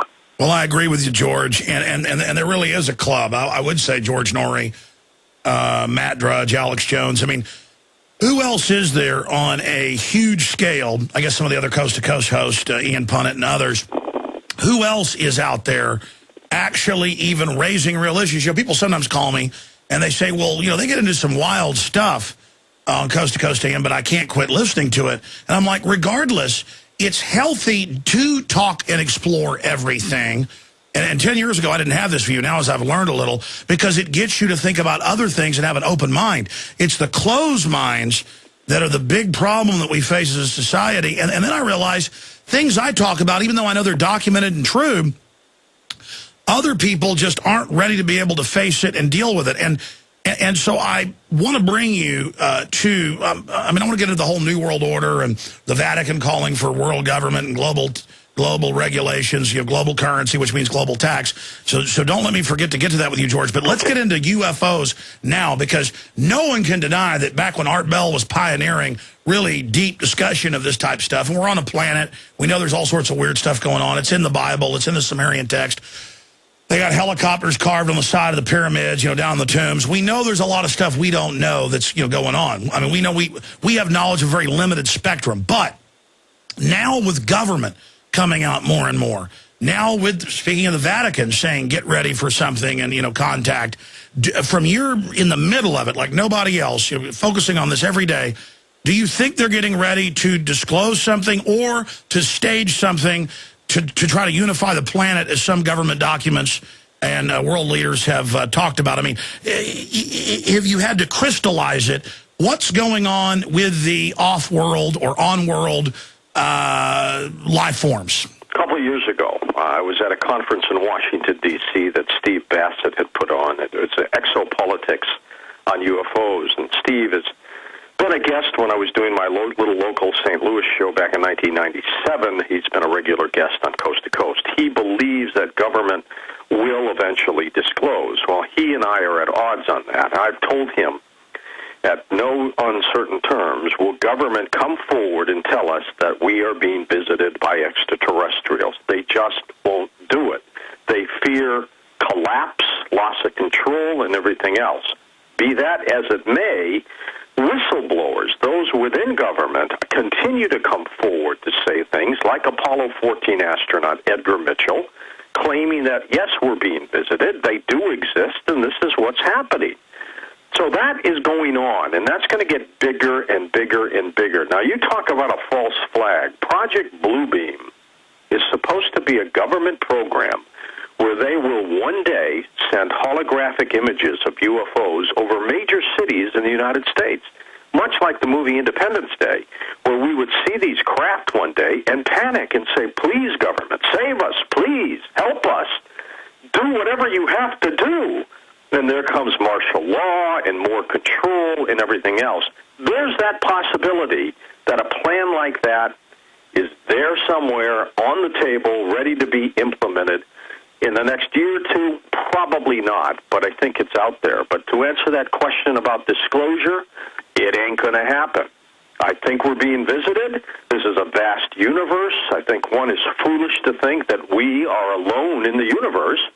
As Walter Sullivan from the New York Times once wrote many, many years ago, we are not alone, and we're not. There are other inhabitants out there.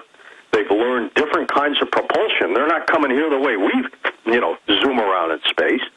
And they've learned how to bend space-time, and they've come here. And why not? This is a gorgeous planet. This is so teeming with life. My gosh, you go outside and you look at everything that's out there that's alive. This is a utopia, and I think other inhabitants are coming here going, this place is unbelievable. What a great place to visit. Well, every culture out there says that's happening. I've never really gotten into those areas just because I can't get people to admit there's FEMA camps when it's in the Houston Chronicle. Exactly. But undoubtedly, this is a wide universe, and a lot of stuff is going on, and life was probably seeded on this planet because, you don't find a fine Swiss wristwatch out in the middle of the desert that, got put together by the sands bumping up against each other. George, let's talk about a issue I've never raised with you, and then I want to get your perspective on. I know a lot of NASA people that I've seen in the films of NASA on the front control system, on NASA 1, not even in the backup. I know the fellow who ran the RCA cameras on the moon. He said, no, we were on the moon, and he even showed me his national security letters. I've known him about 15 years, Raymond Teague.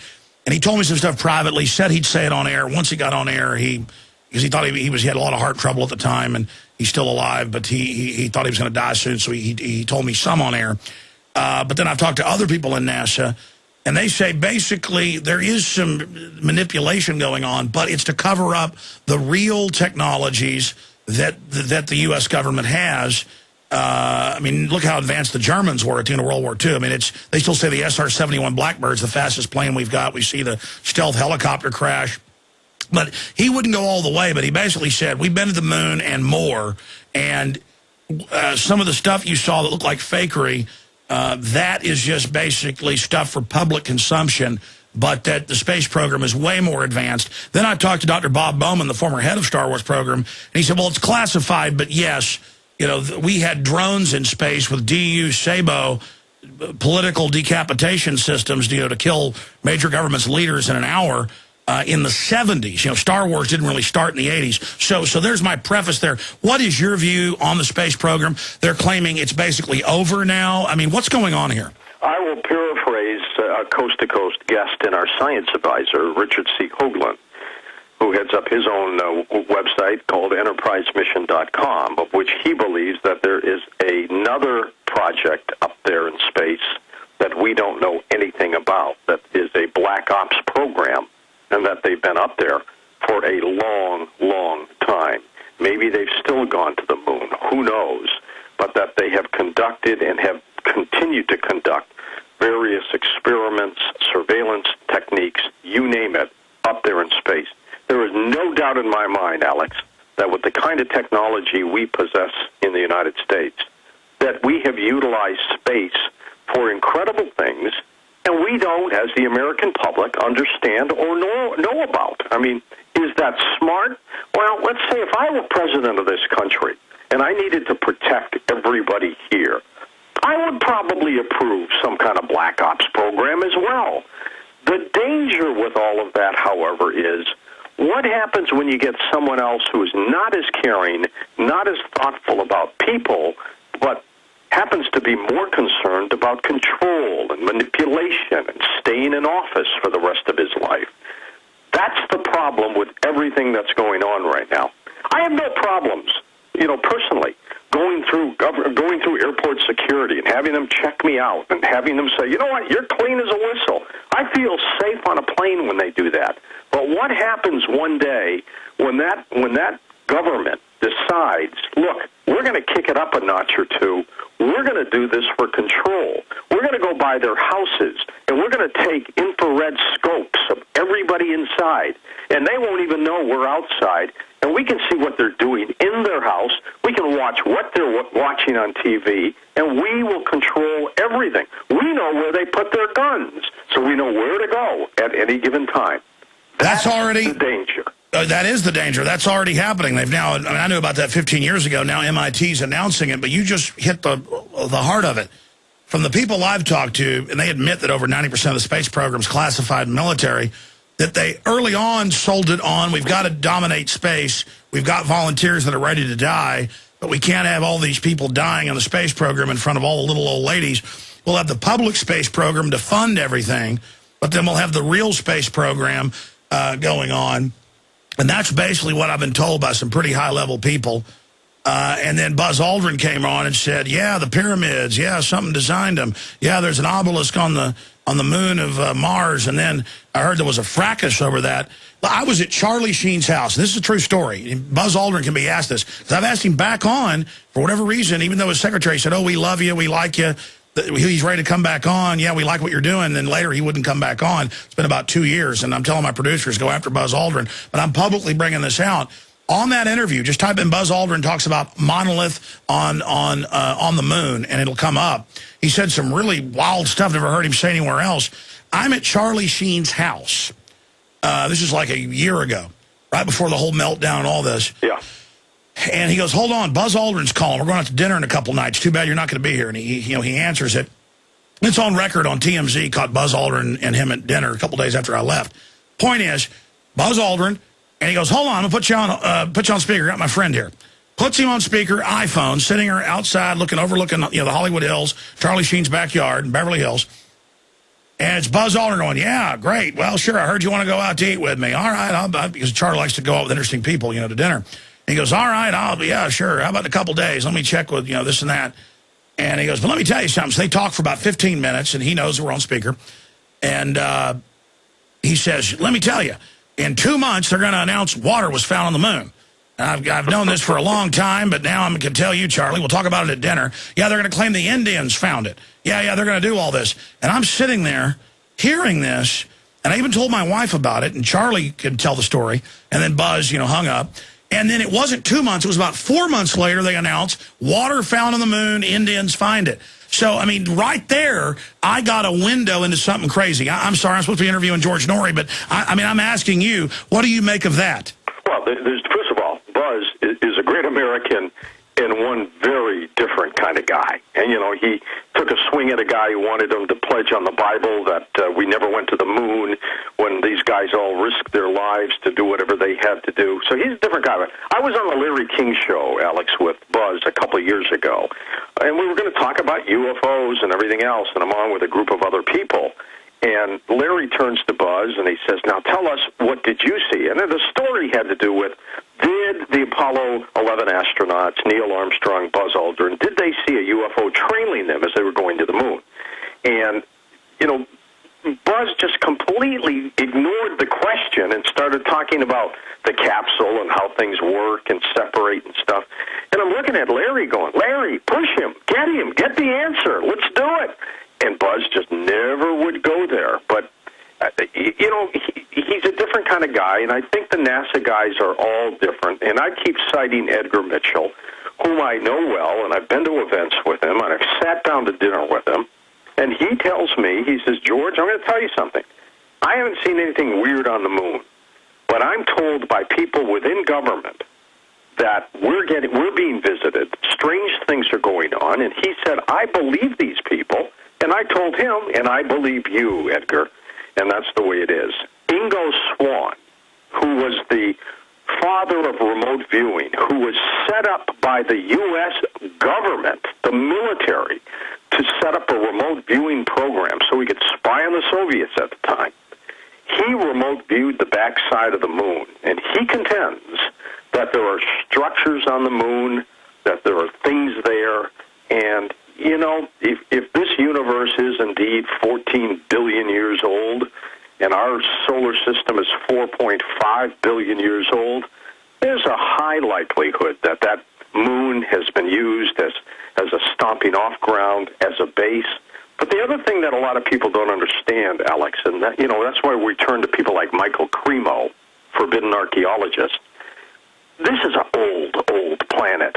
And our civilization, our humankind that we know of is merely a couple thousand years old. Yeah, it's been around like less than a second in the scheme of time. Exactly. I think we have had high technology civilizations that built the pyramids, that even go back beyond that probably had flying machines in India. They talk about the Brahmanas. Oh, no, it's all, but I mean, that's what's incredible about Buzz. And if you ever get him on, ask him about this. Hey, you were in a conversation with Charlie Sheen, Alex Jones, and again, I was just sitting there drinking coffee listening to this.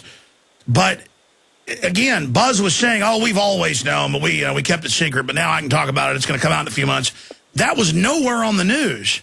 And so my point is, there was a window into Buzz Aldrin when he wasn't being guarded, admitting that they knew there was water. And then, that was a big breaking national story. And I almost went on air. I told my wife, should I tell that story? And she goes, that'll sound crazy. But the thing is that the NASA knew that. Why did they let India announce it? Why did they keep it secret for 40 years? You know what? I think they have a timetable to release information. If they go out right away and say there is water on the moon, or there are structures on Mars, or, people may say, well, what are we spending money to go see if there's water on the moon? And, I think that's another reason. There's an economic reason for holding back information so they can continue their budgets and their projects and keep things going. And, because to me it's a no-brainer. There's water on the moon. That's a great story. Tell us. This is not the grand deception. But I just think that they think that if we know too much, we're going to say, okay, on to the next project. No need to send this probe to the moon to look for water when you already have told us it's there. Next. Well, here's my question, George. What else is going on? Because I've seen that on mainstream news where they play the tapes of the astronauts saying our capsule's being followed and all this stuff. And I've seen the NASA footage of, like, beams shooting into space and things flying around.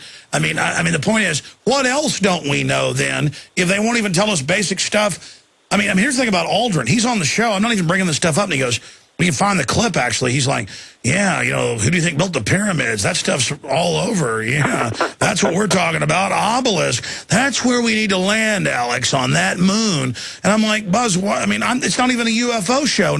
And maybe he brought it up because I didn't bring UFOs up. I don't know. This is one of the things that fuels Coast to Coast, Alex.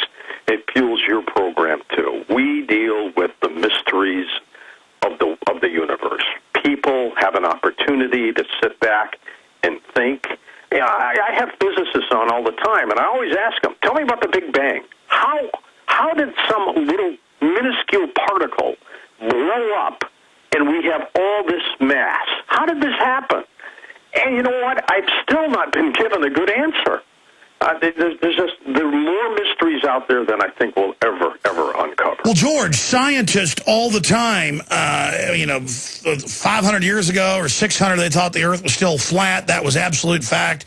I'm not saying that our quantum mechanics experts, physicists of 100 years ago weren't smart, like Max Planck and, of course, Einstein, but he said you couldn't have a faster-than-light particle, and they've now repeatedly proven that they've got faster-than-light particles. I mean, the truth is we don't know 1/1,000,000th of what's going on. Alex, I'm convinced that when you're on Coast to Coast, even you are faster than light when you're on the show.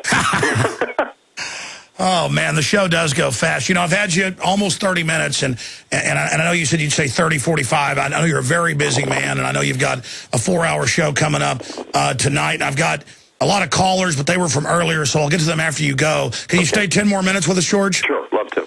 I've been asking a lot of the questions here, George. How about Alex Jones actually shuts up? This will be like an eclipse, a very rare event.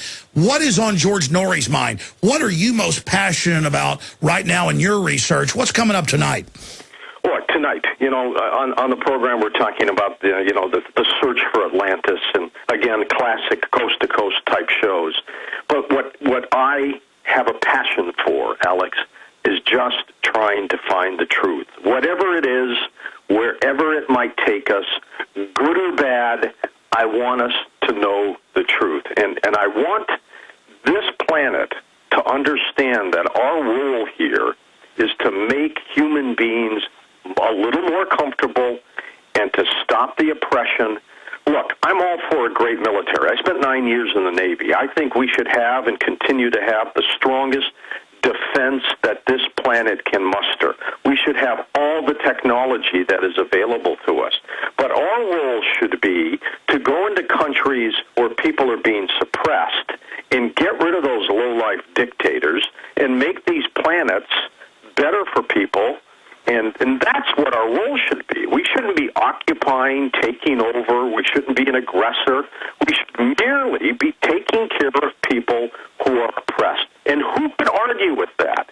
If you hear that 200,000 people have been murdered by some butcher, it's our job to go in and take that guy out.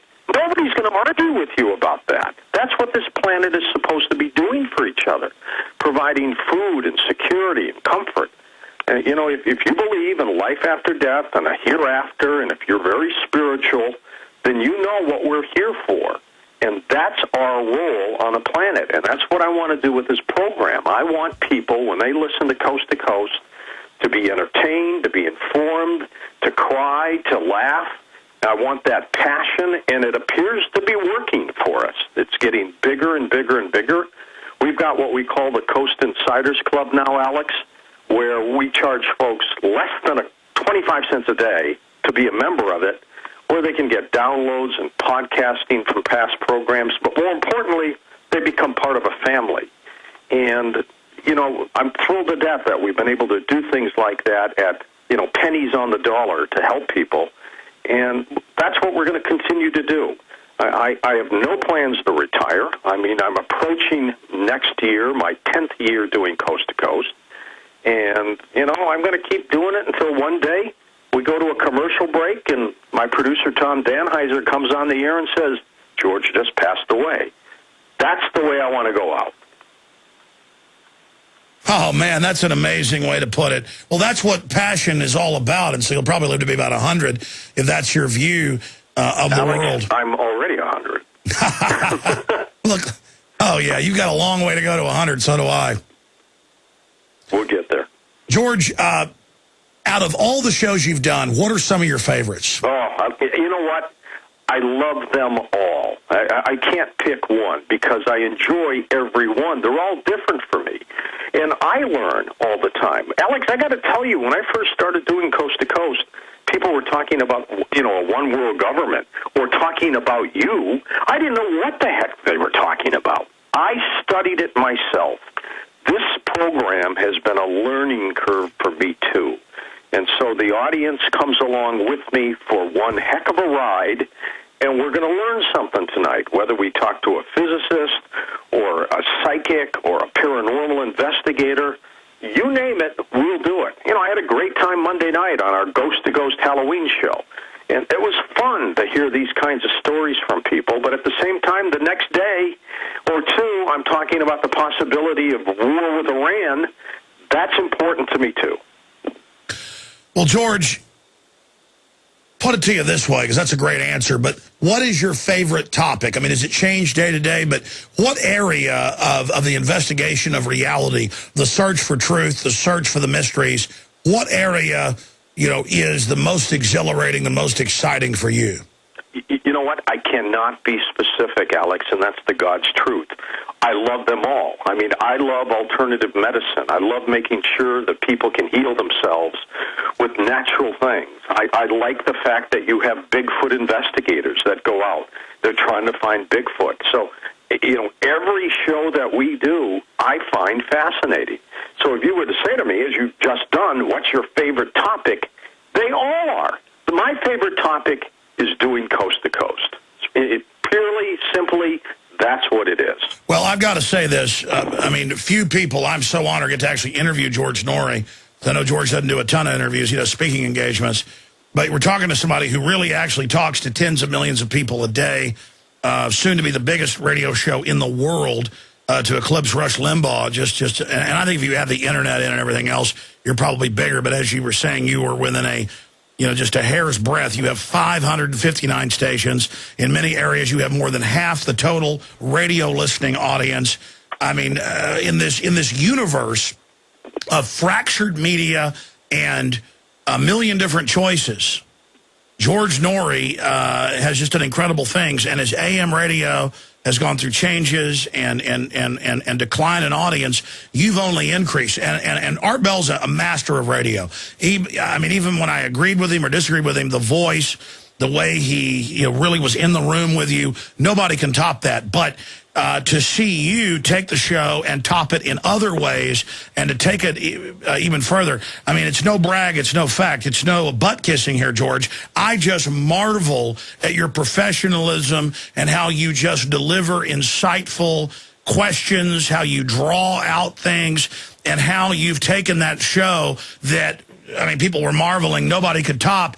And I've got to say, you've taken it 2 or 3 or 4 different levels.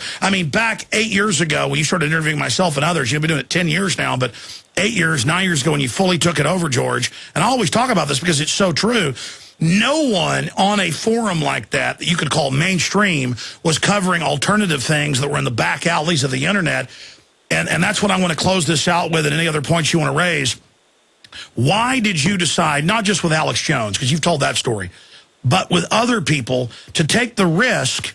Here you are, you've got one of the most powerful platforms in the world, and to go in a direction and model States Health Emergency Powers Act. I was only reaching 300, 400, 500,000 people a day then, not 2, 3 million.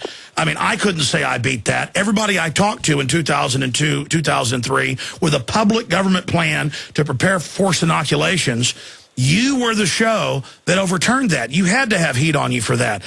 So many things that you literally trailblazed on with a platform that big. A, why did you do it? B, how did you, I know that they don't tell you what to say or do, but I guess, this is an international platform. How did you cover such topics when no one else had been able to do it before? I realized, Alex, that it was the right thing to do.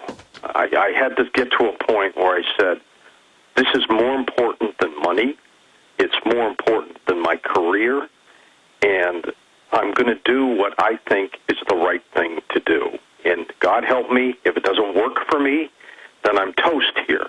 But if it does work, it gets bigger and stronger, and that's what we're going to do. And I did it.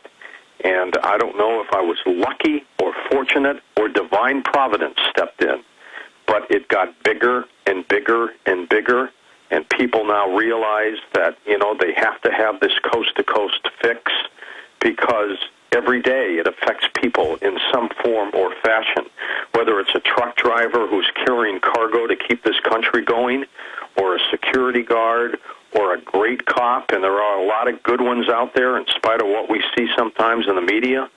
There are a lot of great people out there that are looking for some answers for their own specific lives, and that's what I want to do, and that's my mission. Well, that's beautiful. So I've heard you speak of this, but in other subjects. Basically, George Norrie goes with his gut. Your gut said, go out on the limb, and that's the success story that you put it all on the line. Here you are, after decades winning the highest awards in TV, radio. You've got the big national show, and you take it in a new direction, basically a 90-degree turn. You still covered a lot of the same issues, but added all this in and really took on serious, pertinent political issues. That's why, I've got to give you kudos. And folks know I don't just hand out kudos. If I say it, I mean it. George, you have put a mark on the world. I cannot tell you how many people I hear talk about Coast to Coast AM and the topics you cover, and George Norrie. How many people who have made connections and woken up through what you're doing. It is, for me, I've learned the New World Order, the root of all evil is not the love of money. That's how they sell out ignorant people, is for the love of money. The true Illuminati dark ones, they are into the souls and minds and psyches, and they believe in the psychic power, from my research, of sucking energy and lying and shuttering minds. But as your book, and as your name means, Worker in the Light, one of your last books, the power of unlocking minds, that's my gold. That's my treasure. That's what I seek. And I think we are on the same wavelength. Correct me if I'm wrong. You get a thrill out of speaking truth and unlocking minds. I do. And I just love the fact that we can help people as we do it. And to me, it's worth it. Alex, I hate money. I can't stand it. But whatever I do make, I help people that I care about, whether it's family members or friends or a lady who calls the show and can't make her mortgage payment. That's what it's all about. That's what we're here for. And I have learned a long time ago that for every good deed you do, it comes back to you by 5 or 10. For every bad deed you do, the same thing happens. So you know what? I'd rather help people than get the other side. Well, sure, as a good person, you spiritually are that way anyways, but I learned that too. That's what they say about God-fearing. God-fearing means universe-fearing. I mean, I would be, not that I would like to do it, but I would be scared to do things wrong consciously. Oh, yeah, absolutely. I mean, it is just unconscionable to me to see other people get hurt by these people, these egomaniacs, these lunatics, these greedy son-of-a-guns who are out there doing what they do. I just don't understand it. I don't understand how the globalists, who have more money than we'll ever need, want more.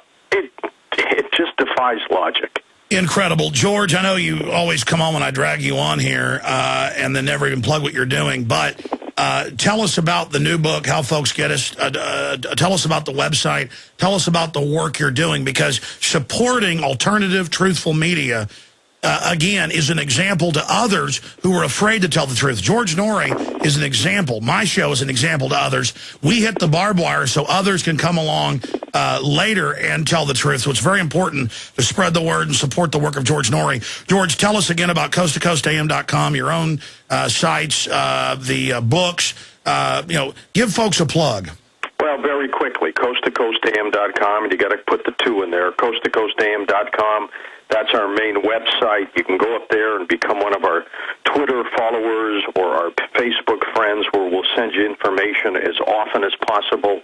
Our latest book that we have out there now is called Talking to the Dead. It's a great book about people's obsession with communicating with the other side. It's in every major bookstore, but if you want a discount and you can wait a week to get it, go to Amazon.com and enjoy yourself. And everybody, I hope they all have a wonderful holiday, Alex. I'll be live on Thanksgiving night.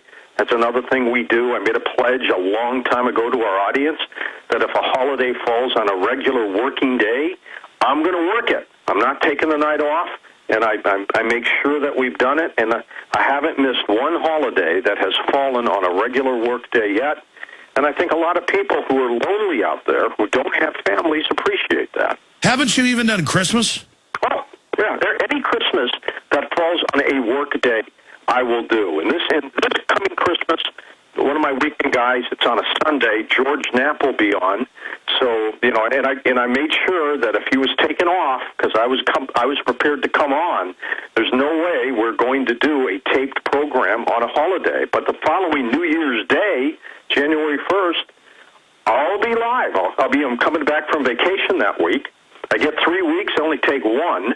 I'll be live on January 1st because, again, the pledge is if we're working a regular day and it happens to be a holiday, it's a live show. Well, that was my question I wanted to ask you. But, I mean, right there is the evidence of the passion. I'm the same way. I have to make myself take off just to see my family. The passion of the honor, big, obnoxious hillbilly that I am, to be able to talk to people, the honor to be able to come on your show next Monday night is just incredible. There was some question I said I was going to ask you, but I'd get to it later, and now I don't remember what it was. Do you remember, George? Was it about the globalists? Was it about that? Was what it was. That's what it was about. Again, I don't get into religious groups. I think everybody's great, whatever. I'm not into bashing groups, so I hate to even mention this, but it is a political statement. What do you make of the Vatican endorsing a global currency, a global bank? I mean, that was just incredible last week. Well, if it's their bank, I think they'll be even happier. I am not a fan of organized religion, Alex. I'm a believer in God, and I think everybody deserves to worship. And look, I was raised a Catholic, and I'm not knocking the religion. But what I'm saying is that there are human beings in every aspect of this planet, and they are greedy and egotistical, and they do things that are not very good. And, whether it's in, religion or politics, they're out there. And the name of the game right now is consolidation. Let's put this planet under one roof And that's what they're all trying to do. Yeah, how do you fight a parking ticket when it's going to somewhere in Europe to The Hague? But again, exactly, it's not about Catholic, Protestant, Muslim, Jewish, any of this stuff, or atheist. The point is, it's Time Magazine, Newsweek, CFR, all these groups are calling for global government, and I'm just saying, hey, we told you so. I had a problem with a credit card a few weeks ago, so I called my credit card company. I just wanted to check something out. And they routed me somewhere to some other country, somewhere. And it's obvious. I've talked to enough people. I know accents. And this person is trying to figure out what's wrong, and I'm trying to explain to them what's wrong. And it was a nightmare. I was on the phone for an hour, and I didn't get anything done. And I said, you know what? This entire planet is just topsy-turvy. You know, I think we need to have, autonomy, individual countries. Yes, step in and help people. I think we should be helping the people in Mexico who are so oppressed they have to sneak across the border for fear of getting killed in order to make a few bucks to send back to their families. I think as a country, we need to help these other countries in some form or fashion, but not when the dictators take the billions in aid that we send to them. Well, you're exactly right again, and Mexico is just a totally failed state, completely imploding. That is the last question. I'll let you go to get some sleep or get ready for your big show tonight. That's midnight Central, 10 o'clock Pacific, 1 a.m. Eastern. I guess it's 11 p.m. Mountain. But fast and furious. I mean, this is just the tip of the iceberg as we learn more and more about what this government's been doing. Give us 60 seconds on that, George, and we'll say sayonara. Well, we know what the government's doing. The plan has always been control, control, control. And if the heads of state, who are part of the group that gets to be in control, still stay in power, then they're going to go for it. It's unfortunately human nature to take care of your own, and that's what they're starting to do. They want total control for themselves first, and then, we're by the wayside. Well, one of the good things about the Alex Jones Show and what we do on Coast to Coast is we keep batting away, and one day, people will stand up and say, enough is enough. Not just like the Occupy Wall Street folks or people who truly protest, but it will happen. There's no doubt in my mind that eventually we will win out. Well, exactly. When you were talking about the Federal Reserve 10 years ago, maybe 1% of America knew it was private. Now it's, in polls, upwards of 80+% know it's private. Yep. So we are winning. I think that's why the tyrants are pushing so hard. George Norrie, Coast to Coast, AM.com. You'll be on tonight. Again, midnight Central, 10 o'clock Pacific, and I'll definitely, during a break tonight, be tuning in. Thank you so much for spending time with us, George. Thanks, Alex. I look forward to interviewing you on Monday night. Absolutely. I'm honored. God bless. All right. Bye. Wow, there goes George Norrie. Really hard to get him on radio, and he comes on with us. We're just so honored to know him and to talk to him. Out of everybody that's helped us at Infowars, get the word out. You, the listeners, everybody. That's the guy who you've got to say has really, we would be on the map right now. We'd be having close to the same effect. But George Norrie just turbocharged it. And, the guy is very confident, very smart, very nice, really into justice. I know him personally, hung out with him some. And he's just a really great guy. Most talk show hosts don't have other talk show hosts on. And he just has really helped pioneer this show and to get it out there. And we really owe George Norrie a huge, huge thanks for the InfoWar to help expose the globalist. Not just promoting my show and my material and my information, but more importantly, all the other guests he has on and the issues. You can say, well, he covers these things we can't prove or whatever. He took the show in a whole new direction. Before it was pure UFOs, ghosts, and goblins, which is all interesting, entertaining. The point is, he didn't swing it 180 degrees. He just took it about 90 degrees. Where there was all these other, issues that nobody ever covered at a level like that. So we salute him. We're going to go to break. We've got a bunch of guests coming up, including the one, the only David Icke and others, then Mike Adams. I'm going to take a quick little break and play part of a little news piece we did on the bankers and all their arrogant statements. We're going to come back, get to some calls, and then David Icke, who's in New Zealand. We're working on time zones on that front. Oh, by the way, I haven't plugged this in 48 minutes. InfoWarsMoneyBomb.com. That's why we're here for 27 hours. If you want to donate so we can hire more crew, because it's killing us. I mean, I wasn't going to do a money bomb until I realized I needed the money again, because you got 5 guys doing the nightly news, including myself, 4 people and then myself, and then we got 1 reporter, 1 video editor, 1 switcher guy. You know, everybody's multitasking. It's hard 5 nights a week. We need to get a couple more people so that we can get even more done and have somebody when somebody's got flu. Like, one guy's got to go to a funeral Monday. 1 person already had vacation. It's going to be 3 of us doing the whole deal Monday. And we're going to be here. We're going to be live 7 o'clock. And then we've been working on the technology to stream it out right and everything. I mean, it's crazy, and I'm not complaining. But we need your support to get more equipment, hire more people, and do it comfortably and not have to worry about cutting other stuff to be able to do it. So donate at InfoWarsMoneyBomb.com, or if that site's slow because of all the traffic, Infowars.com. And spread the word about this 27-hour broadcast that we're now, I don't know, what are we, almost 20 hours into this bad boy? And we got 21 hours. And so let me see, 11 o'clock to 5, 6. So we're 21 hours, basically. 21 hours is left ahead of us. We're 6 hours into this right now, a little less than 6 hours into it, and we're going 27. So please spread the word. We got 21 hours left. We've got a rundown of who's coming up next at Infowars.com, the free video streams, everything. PrisonPlanet.tv, InfoWarsMoneyBomb.com, Infowars. It's going to be crazy. And I, the pot-bellied, pumpkin-headed redneck who loves liberty and hates tyranny, will be here with you. Great job to the crew. We'll be back after this piece on the banksters from the Nightly News a few weeks ago. And then we're going to go to the next information, callers and others. InfoWarsMoneyBomb.com. Be part of it. Stay with us. What is the proper relationship, what should be the proper relationship between a chairman of the Fed and a president of the United States? Well, first of all, the Federal Reserve is an independent agency, and that means basically that there is no other agency of government which can overrule actions that we take. So long as that is in place and there is no evidence that the administration or the Congress or anybody else is requesting that we do things other than what we think is the appropriate thing, then what the relationships are don't frankly matter. And I've had very good relationships with the president. Are U.S. Treasury bonds still safe to invest in? Very much so. I think this is not an issue of credit rating. The United States can pay any debt it has because we can always print money to do that. So there is zero probability of default. The reason the Federal Reserve was founded a century ago was to try to address the problems arising from financial panics, which did, by the way, occur in an unregulated environment in the 19th century.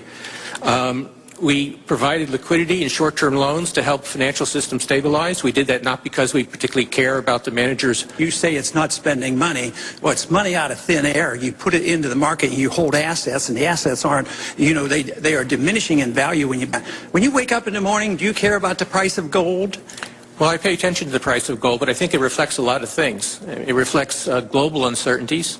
I think the reason people hold gold is as a protection against what we call tail risk, really, really bad outcomes. And to the extent that the last few years have made people more worried about the potential of a major crisis, then they have gold as a protection. Do you think gold is money? No. It's not money. Even if it had been money for 6,000 years, somebody reversed that and eliminated that economic law. Well, it's an asset. I mean, it's the same. Would you say Treasury bills are money? I don't think they're money either, but they're a financial asset. Why do central banks hold it? Well, it's a form of reserves. Why don't they hold diamonds? Well, it's tradition, long-term tradition. So my question to you is, will you tell the American people to whom you lent $2.2 trillion of their dollars, will you tell us who got that money and what the terms are of those agreements? We explain each of our programs. In terms of the terms, we explain the terms exactly. We explain what the collateral requirements are. We explain what. To whom did you explain that? It's on our website. Yeah. Okay. So all that information is available in our commercial paper program. And who got the money? Hundreds and hundreds of banks. Any bank that has access to the U.S. Federal Reserve's discount. Will you tell us who they are? No. because the reason that is counterproductive and will destroy the value of the program is that banks will not come to the business. Isn't that too bad? I left Goldman Sachs. I sold my shares in Goldman Sachs. Tax deferred, too. You didn't have to pay any tax on your $200 million. I sold my Isn't shares that true? in Goldman Sachs. The clause that if you come into the administration, you sell your assets, it's tax deferred. You don't have to pay If you had $200 million profit and you didn't have to pay any tax. Isn't that true? Listen, is that true or not? Yes or no? It is. You do not pay a profit when someone a tax when someone makes you sell assets. Maybe that was for you to become Secretary of Treasury, so you didn't have to pay the tax there. Oh. The next thing I would say to you, and say it very, very clearly, is I behaved with the...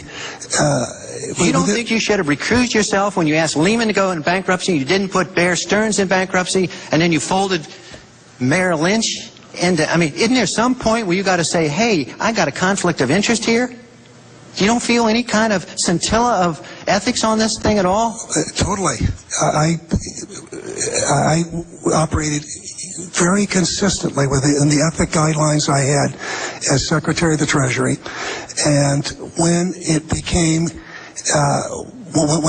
clear that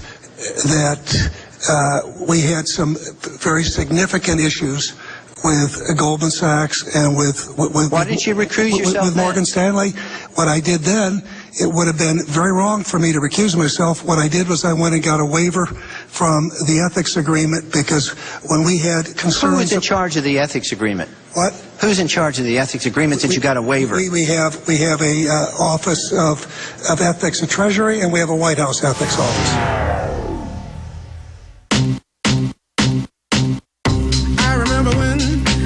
I remember when I lost my mind. There was something so pleasant about that place. Even your emotions have an echo in so much space. Okay, Mike Adams is coming up. David Icke is over in New Zealand, and he always ends up popping in. We're working out some different feeds here. In case David does call in early or on time or a little bit late with Mike Adams, we'll just let him interview Mike Adams. That should be interesting. Or Michael, go to break. I'll come back, interview Icke, and then put Adams back on, because Adams is here to host for a couple hours while I go over there and watercolor and pen and ink and acrylic paint stuff for the auctions that we're doing that are linked up at InfowarsMoneyBomb.com to fund this operation to buy the new equipment and get some more crew we need hired. And my goal is to get enough subscriptions in the next year to be able to syndicate this thing on TV and not have to do a money bomb next year. That is my goal. But I was looking at the numbers, and this money bomb is needed, so we're doing it. InfowarsMoneyBomb.com. If you want to donate, I also want to thank the great folks over at Cabo Bob's here in Austin, Texas. They're listeners, and the owner over there is a fan of the show. We want to thank them for the great Mexican food. Don over there for the great Mexican food that they provided to the crew. I'm going to try not to tank up on too much of it, though, because I got to go paint. I was supposed to do this days ago, and then I just got so busy with the nightly news and everything else, I never did it. So, and we were going to videotape me doing this, but I don't know what we're going to do now. It's just gotten more and more insane by the minute. But I want to talk to Lance, Julio, Tina, and Zach, who've been holding. And then if Mike wants to open the phones up, I know he's got some guests coming on with some big breaking news. I'm sure he'll take some calls as well. And there'll be some big segments tonight where I do want to take your calls and get calls on with the guest. And plus, I've got to give people an update. We could have Mike do some updates on the amount of donations that have come in at InfowarsMoneyBomb.com. But the issue is we've got 21 hours and 2 minutes left in this extravaganza in the fight against tyranny. And we've got a premiering here. He's done 6 months of research on everything she said, adding all these documents and video clips. And I said, stop, Aaron. It's got to air today. Never before seen or known stuff on Skull and Bones from Charlotte Iserby, who had family that was Skull and Bones, her dad and others. That's going to premiere tonight. We've got stuff that's going to premiere with Nick Baggage. It's just insane. And I've got some other surprises. Jaron wants to have a chair race around the office. I think we'll iPhone video it, so it'll be next to live, somewhere in the middle hours, the still hours of the night, and then put that up, some fun stuff. I didn't even ask Weldon Henson like last year. but I am undoubtedly not going to sing this year like a demonic tomcat. I'm going to have Weldon Henson, a great singer, come in here and sing. In fact, you heard it, Weldon. He won't be here. He's going to play tonight. We'll make him come after the gig. Yeah, call his butt. I noticed he was all dressed up. So I just had the idea to have Weldon in here. Now he's going to do it. Where's he playing tonight? You want to do a drum solo? I play the drums on top of my head, just like, all right. Yeah, by the way, guy doing the drums in like Fall of the Republic that sounds so awesome in that intro, just slaying on the drums. Chris in there. Chris, also known as Minion of Jaren. Anyways, I'm just joking. I'm a minion of, you guys have trained me well. They're all Vatican assassins in there, folks. Okay, enough humor. Let's go to Lance in Texas, then Julio, Tina, and Zach, and then we'll bring Mike Adams in here. Go ahead, Lance. Well, if you're this delirious at 5 o'clock in the afternoon, I can't wait till tonight. But I wanted to quickly tell you about walking through or going to the airport, San Francisco, along with DFW. Your slave rape training? Tell us about it, Lance. Yes. Well, I was the only one out of my family wearing the 9/11 was an inside job shirt. My brother got body scanned. My parents refused it, and they both got the pat down, and they were trying to make light of it, oh, this isn't a big deal. Well, then they told my mom she had explosives on her, and she's like, what? This is ridiculous. Yeah, it's all about how you're guilty. Never checking them, though, who have all this predisposed behavior towards criminality. Pretty soon it's like their proctology exam. Soon it'll be cutting your head off. This is no big deal. It's all about getting into your body. Go ahead. Yes, thank you for doing I'm going to order the 100 bumper stickers. I think that's a great idea because we need to get them out there. But well, whatever you do, sir, don't plaster them up everywhere. I mean, look, we're not in trouble with light poles with cameras and microphones listening to us. This is not the time to even engage in mild political action with bumper stickers. This is the time to go along with it. It's not the time to climb billboards everywhere and spray paint Infowars.com on it. Don't you dare do it. Hand in your firearms. Give your money to J.P. Morgan immediately. No way. Hey, I wanted to say two other things. YouTube censorship, I think what they're doing now, I can't even get your uploads. Like when you upload new videos, like I'm blocked from receiving those. So, they may not be censoring them other ways, but that's a way that they could do it that way. You understand what I'm saying? Well, how about we check that the TSA workers aren't terrorists, and they get proctology exams by like a robot. Right. I mean, that's what I said to the TSA. I said, how do I know you're not a terrorist? Lance, Alex, real quick. I will double my donation if I can get you to do Marvin the Martian saying, I like Red Man. Oh, dear, I've lost my red man chewing tobacco. I'll have to disintegrate that pesky earth creature. He has Levi Garrett and red man chew. Oh, dear, carcinogenic chewing tobacco. There's nothing I love better. That's great. All right. Your donation has gone from 1 penny to 2 pennies. $50. Hey, you're awesome, sweethearts all. God bless you, Lance. Julio in Illinois, come on down. Alejandro, hold on. I got to take a sip of some fluoride water, if that's okay. Because the government, it's no big deal. Everybody drinks fluoride and has some pot-bellied pedophile grab their genitals in their wife's breast. It happens to everybody in America. America always had microphones in the streetlights. It's all part of the freedom. Americans always ate GMO crops spliced with other insects and animals and pesticides. You're not normal if you don't like it. Don't question it, Julio. Come now. I love fluoride water. Oh, dear, they won't drink the water.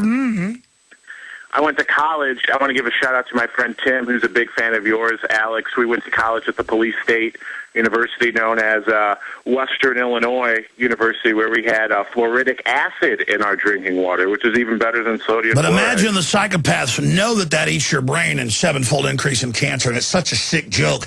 And then, of course, there's all the other poisons with it, uranium, you name it, just it's for the children.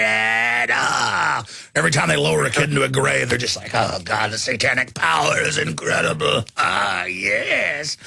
But again, we're not supposed to get upset by that. Everything is fine. Janet Napolitano cares about us. Yes, Mr. Napolitano cares about myself and my family, and yours as well, Alex. So just playing. But as much as we don't like her, look at what a literal bloated bag of maggot vomit she is. Can you imagine being that reeking? I guarantee you, you get anywhere near that woman. I bet if she raised her arm, it smells like 1,000 dead bodies. If you got anywhere near her, it would probably just, the vomit would come out of you. She's got an Eddie Munster, like, you know, white hair and everything. I mean, can you imagine her? Can you imagine the stench of this giant maggot worm? You can tell she has no soul, Alex. That's why she's Homeland Security Secretary, because she's so compromised with all her filth that she's done. You know, she's perfect to... No, she's 250 gallons of toilet bowl scum. Alex, a couple comments, and then I want to wish you best of luck. Number one, Saturday night I'm getting set to go to a friend's house to watch my favorite band, Humphreys McGee, online, and I see out of the corner of my eye while driving, I almost, when I called last year about the Army trucks, I almost got into an accident watching them. I almost get into an accident. I see towards my right, I see our beloved Homeland Security, a Homeland Security truck, TSA truck driving through. Oh, yeah, around here they've got the buses with her on the side staring at you, saying, don't trust anyone but me, basically. I'm serious. People won't believe it. Type in Homeland Security ads on buses. I swear, I've seen them in Austin. And it's literally her. It's all about, I'm in your life whether you like it or not. I'm telling you, trust no one but me. The fish woman. I'm sorry, go ahead. Yeah, this was a legitimate Homeland Security truck. I was following it. I was trying to do a video. It was, not late at night. It was around like 8 o'clock at night, so it's pitch dark. And yeah, so like you said, coming up on 11/9/11, so fitting for FEMA to do their media takeover. I have a feeling when you talked about the TSA checkpoints, they'll probably do one in suburban Chicago. So if they do that, I'm going to have to film it because... well, no, because they bring that to the mob that runs that. They're like, yeah, when we rob banks, everybody's got to get down on the floor. You want to train these slaves even more? Crush them. And they sit back and, you like a chicken leg and throw it and, bring me more slaves. I mean, it's all just the attitude of, look at these scum Americans. We'll get their guns. We'll shut down their churches. We'll feed them poison. Right, boss? Nothing can stop us. Yeah, look at the creature we got, Napolitano. She does whatever we tell them, and they do it too. Whoever thought Americans were so dumb and put up with it all?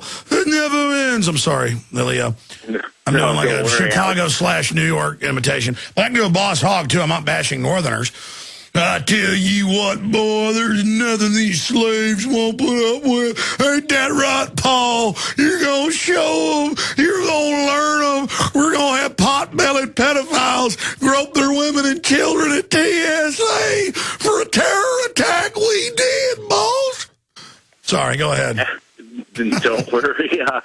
You talked about the evilness of Rick Perry. I mentioned I was going to go last week to see him up in Des Moines. I went with my pal Tim, and you're right. I was going to ask him a question about Bilderberg. I tried to play nice, brought up Texas A&M football to weasel my way, make Slick Rick feel comfortable. But I tell you what, Alex, I felt very uncomfortable next to Rick Perry. I mean, the evilness. No, folks. I don't tell people things unless, it really happened. That's why I admitted that I wanted to get on the flight, was tired, and was just sick of it, and rationalized, well, I'll be able to report on what happens. Go ahead and grope me. People are like, well, how dare you not stand up? I was just honest about it. I'm honest about what happens. And Rick Perry, literally, I've been around him a couple times. He actually sends like a shudder up you like he's a vampire. He really creeps you out when you're in person with him. He came over to my table once to leer at me like he was like a vampire or something. I'm sorry, go ahead. No, yeah, I felt that. I looked at his face, and he was like a wrinkly-looking... No, he looks like a zombie. He looks like a vampire. Who's the guy that played the vampire in the 70s and 80s movies? Christopher Lee. He played Saruman, and, it's like Saruman, I'm telling you. And then quickly, I was going to confront Newt Gingrich on Bohemian Grove. It was a faith and freedom conference. It was like a Christian event. So definitely they were pimping out the evangelical vote, which made me want to vomit being a Christian. But I saw Newt Gingrich. I was very close to ask him about number one, the Christian conservative values, and then get him on Bohemian Grove. This is a guy who divorced his wife while she was dying of cancer. And told her, hey, I got a new wife, and then divorced her. But that's a side issue. People get divorced. The thing is, he's for carbon taxes. He wrote the foreword to the Toffler book calling for world government. He is a sack of crap. I'm sorry, go ahead.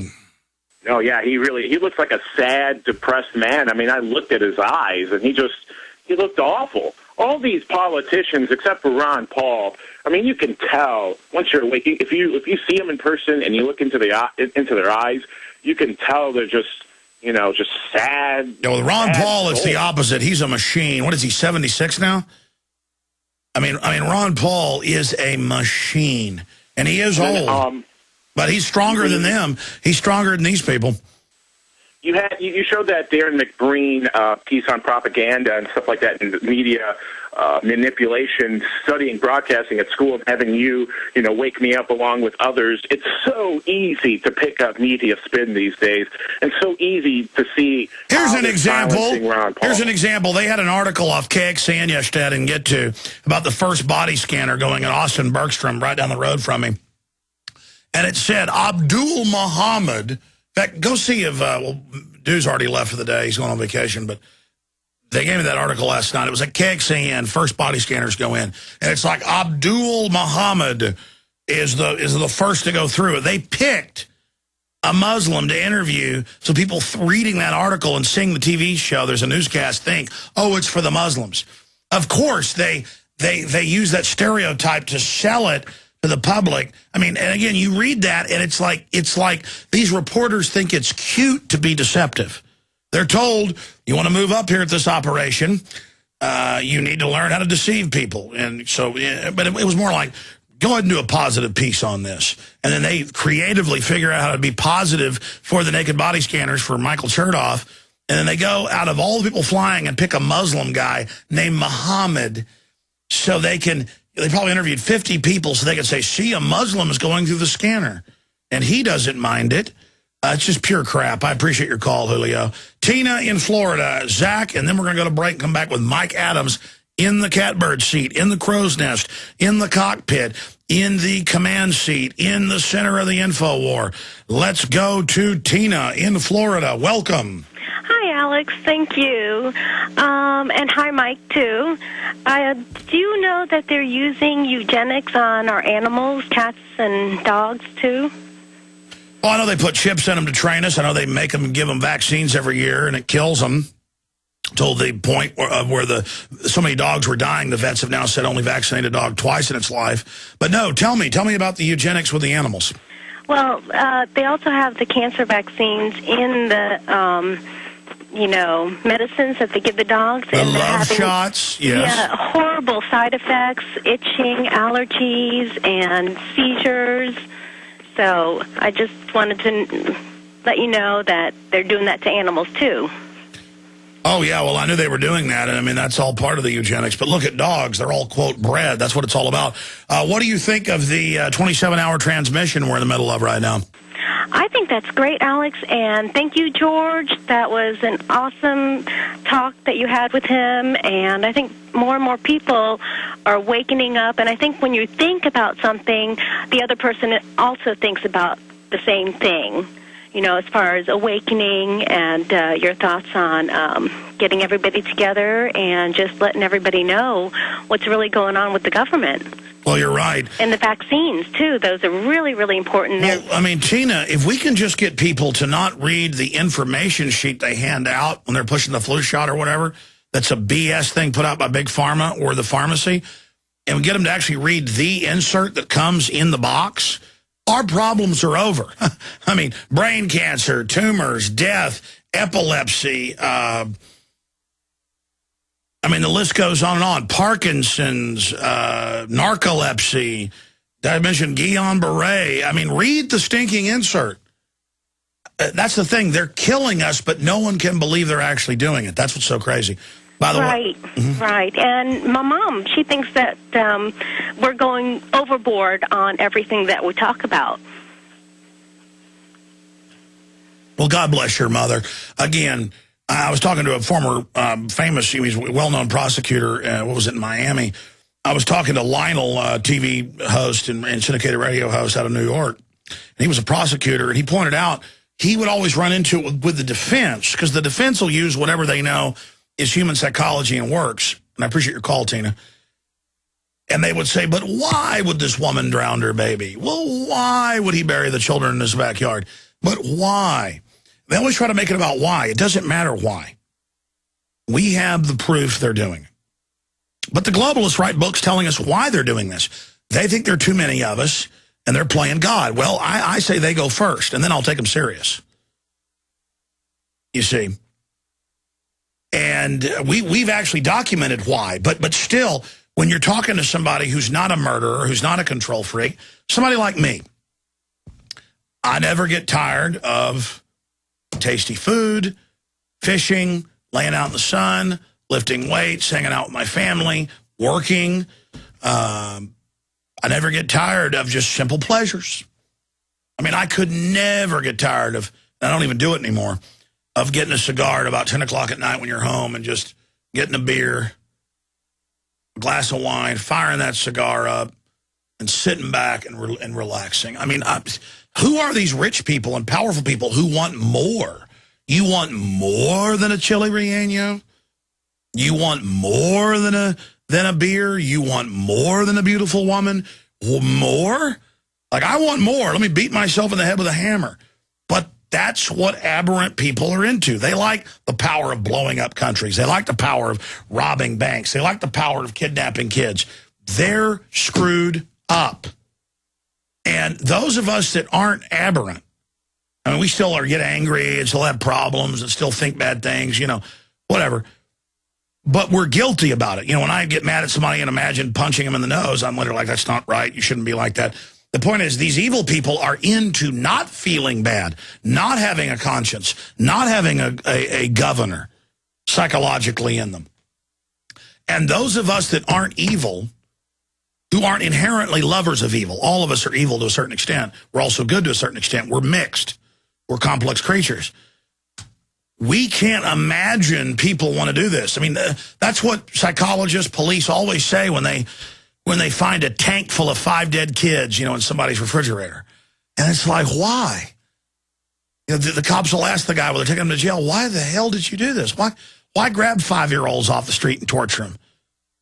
Why are you asking why? It's a psychopath. Stop being naive. Stop thinking bad things can't happen just because you wouldn't do them, okay? I mean, I don't know why. When I was like 11 years old, I got off the school bus, and some older kids came over and said, you want to play baseball? And I said, yeah. And I went and got my baseball bat and my mitt, and I walked down to the woods where they beat me up for an hour. And it's like, why? Because they're little cowardly people who are 4 or 5 years older who want to beat somebody up. It doesn't matter. I'm not a vindictive person, but I happen to run into most of them in the next few years. And you know what? Some of them aren't the same today, and I'm not proud of that, by the way. But the point is here is that we need people to stop being so childlike. We need people to stop being so naive. When I was a child, I was a child. But as I became a man, I gave up the things of a child. And I've certainly taken on the things of a man, the good, the bad, and the ugly. Why do men do what they do? I didn't know why men did what they did when I was a little kid. Now I understand it. I don't know why. It's what we do. You know what I mean? The good, the bad, and the ugly. But when I was a child, I was a child. But when I became a man, I gave up the things of a child. And you need to stop being childlike, folks. That's the key to defeating the globalists. Mike Adams is coming up. We're going to go to this piece here. What's the piece we're going to before we come back with Adams? Oh, Zach in Houston. Go ahead, Zach. I'm sorry I didn't see you there. Sorry, I apologize. Go ahead. Alexander, I got a money bomb word route for you. Okay. Yeah! I'm the dude. I gave you the American Silver Eagle in Houston Federal Reserve. Well, thank you, sir. Silver coin. Hell yeah. Hey, congratulations and thanks for waking us all up. I've burned over 5,000 DVDs since 2008 of your stuff. and I'm just happy to be a donor to the Money Bomb. I donate to Ron Paul. Last year I threw you $800. I do AC. I scrapped all my scrap metal, and you got it all, brother, and we get it all, you know? Now, wait a minute. I want you to spend your scrap metal money on making copies of my DVDs and giving them to people, but don't save your scrap metal to give it to us here, because then I'll feel guilty when I order the crew food or something, because I'll be realizing people are giving everything they got so we can sit around and eat pizza here, but I like to take care of the crew, but I mean, listen, going back to this, the power of you, Zach, the power of you making thousands of DVDs of my films and giving them out, that's innumerable. And here's the problem. They're coming out with new DVD players and computers where if it's not stamped by a company, it won't even work. As if you have something pirated just because you copied something. Again, they're scared. Everything's being built in with spy systems. So, folks, use the Internet. I got one more. No, I'm going to let you finish. But, folks, use the Internet, use the DVDs, use everything while we still got it. We probably aren't always going to have it. FEMA, in 6 days, is practicing a total takeover of all the media. Go ahead. Sorry. No, I wanted to call in the other day, but I was working and believe me, I make plenty on the air conditioning. The scrap metal is just lining you up. No, I went in there and I wanted to call you when you asked about what's our take on Fast and Furious, and no one will call and bring up the topic. My deal is, what about when they use the illegal immigrant to shut down the Austin gun show? I mean, it's the exact same, the same. No. Go back to that a year and a half ago. I said this is a Justice Department program using the threat of Mexico to take the guns. They've given press conferences. We've got all the proof. And it turned out all over the U.S., they used illegal immigrants that they'd busted in ICE raids, who they said will make you legal if you go do this. And they'd go around all day with fake IDs till they found an American to sell them a gun, a private sale. And, yeah, that was set up. I'm glad you brought that up. Remind people of that. Exactly. Well, I'll let you get off here so you can get on with it. No, but go back to the time. I mean, go back to the time that happened. What do you mean? Sorry. No, tell the rest of the story for folks that forgot. Oh, yeah. They sent there was a private buy, which is perfectly legal, that happened at a gun show in Austin. They sent in a undercover agent, but it was a Mexican national and illegal that was here and had been apprehended before. And they gave him, he had a legal Texas identification card. And he went in, presented it. The guy did everything legally and lawfully. He said, hey, you'll go into a gun show, some guy will just sell you a gun, won't ask for nothing. And that's fine. But then this guy said, no, I want to see your ID, because he was probably kind of suspicious. The guy gives him the ID. He writes down the info. It's Texas. It's valid. It's in date. And I'll be damned if it wasn't a phony law enforcement officer, and a total straw man operation, just like they did to Selly. And it's disgusting the way they want to do this. That's why everybody needs to arm themselves to the teeth, in my opinion. No, we have a criminal government that is doing this with Mexico to get our guns so that this piece of trash can have our weapons. And we've got to just get the word out. These are crooks, and stop. When young women would get in the car with Ted Bundy because they said he was wearing a suit, driving a non-threatening Volkswagen, and he'd torture the hell out of them. These are criminal scum who've been caught. They need to go to prison. They're illegitimate. I appreciate you, Zach. God bless you. I appreciate your support. We're going to go to this little piece of newscast and come back with Mike Adams for the next hour and a half at least. He'll cover the news, have his guest on, and take your calls. He's got breaking news. Hey, no rest for the hillbilly, though. I'm going to get out there, and I'm going to go over some of this news when I get back. And then David Icke was saying, I want to be on at 8 o'clock New Zealand time, and then it was 10 o'clock New Zealand time, so he'll probably be on later. He's been late before and gotten time zones screwed up. Who couldn't? He's on, he's 10,000 whatever miles away or whatever, or more. New Zealand's on the total other side. Is that 12,000 miles? I forget. He's on the other side of the globe. We're working on that. We got Gerald Salente coming up a lot more, but Mike Adams is coming in here after this break, and then I'll continue with your phone calls and a lot more. And a lot of news. So that's all coming up. It's InfoWarsMoneyBomb.com. Bare minimum, spread the word about the free video links at Infowars.com or InfoWarsMoneyBomb.com or PrisonPlanet.tv. And donate. I want to thank folks that have donated. Thank you so much. With that $100,000 plus that's come in, we can hire a couple crew members and buy some of the equipment we need. But we need to raise the $500,000 to really kick it into high gear.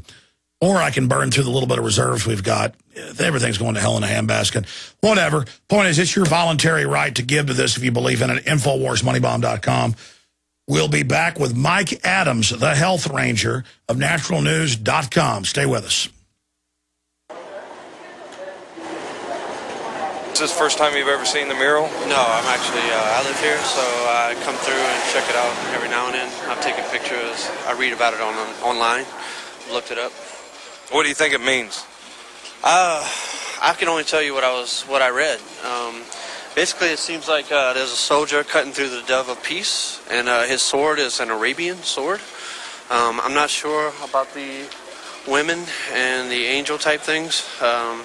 And the towers here, very familiar to a lot of people. Kind of look like 911 towers, whatever. So, I can see that. I don't know, a strange thing to have in this airport. What are your thoughts when you see something like this? I think it's very well done. It's impactful. Color scheme's great. Theme seems a little austere for an airport, but... You don't think there's a nefarious hidden agenda, hidden meaning behind it or anything like that? Yeah, I don't know. I've heard that theory a lot. Maybe, underground prisons under Denver or DIA, all that stuff. Could be. I'm a little skeptical. So this is the first time you've ever seen this mural? Yeah, the first time I've ever seen it. Let's take a look. I mean, what are your thoughts when you look at something like that? Do you think it's kind of an odd mural to be put in an airport? Or? Not necessarily. I think it explains a lot. Okay, such as? Such as just, America and everything else. There's a lot going on in the world right now, and it pretty much shows what's going on.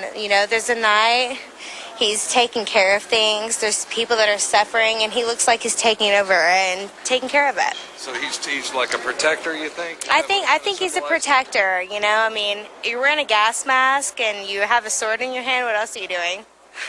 Is this the first time you've ever seen the mural? Yes, it is. I've seen it on the internet before. So, all right, so you've seen it on the internet, and I saw you turn the corner, you're like, oh my God, here it is. So, all right, so what are your thoughts on it? I've heard some theories where there's like an underground facility in this airport. It's just like really dark and kind of scary looking.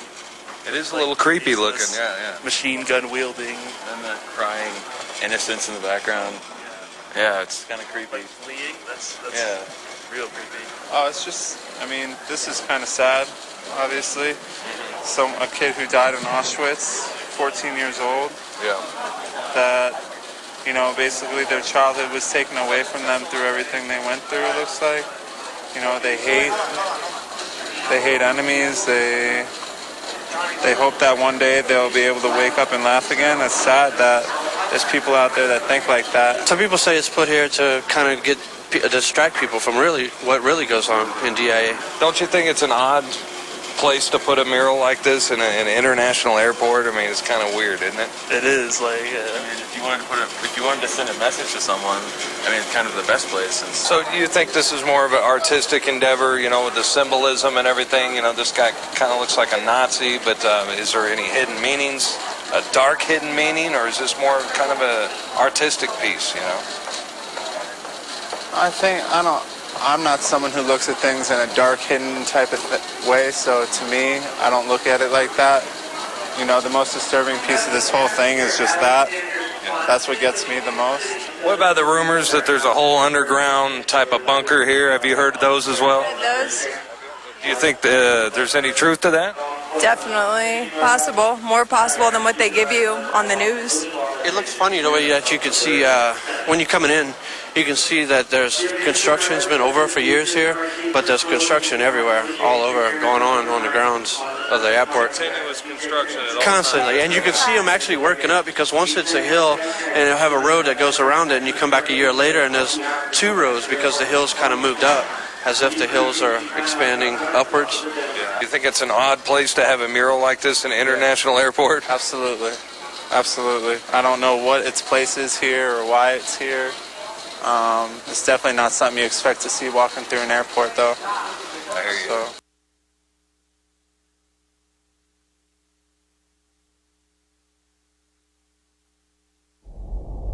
Hundreds of nations have fallen to tyranny in the last century alone. This is our last chance to not relive history. As we're finishing off this agenda, that we're pulling the rug from underneath Americans at home. I have tremendous influence on our president and Congress, and they really are calling the shots. I think it's incumbent upon all of us as American citizens to pay attention. Fall of the Republic identifies the enemies of our nation, the criminal offshore cartel, hell-bent on destroying sovereignty, and on its ashes constructing world government. Tim Geithner, Bernanke, they're arsonists. They're asking for more matches. And the Congress is saying, who do we make the check out to? Today, seems like nobody does care. And right now in Washington, D.C., we have seen a fall of the Republic. Get your copy of Fall of the Republic on DVD at Infowars.com or watch it online right now in super high quality at prisonplanet.tv. We now take you live to the Central Texas Command Center in the heart of the resistance. You're listening to The Alex Jones Show. I tell you, as we get more and more dependent on computers, it really illustrates the problems that we face as a society. Because David Icke is in the other side of the world, I think it's New Zealand. For an hour, he's been sending us his phone number because when he got up in the morning, he was going to give it to us, and it's not come through our email. So here he is, 45 minutes later than he would have been, and he's been sending it. And I've seen that with emails at my home, here, you name it. It's like they're going somewhere first, and then I get them later. It's just amazing. And they admit they're going through these. So who knows what's been going on. We're going to talk to David for about 30, 40 minutes, and then Mike Adams will be here for 2 hours on them arresting people, selling raw milk. Now they're going after folks drinking it like it's PCP or something.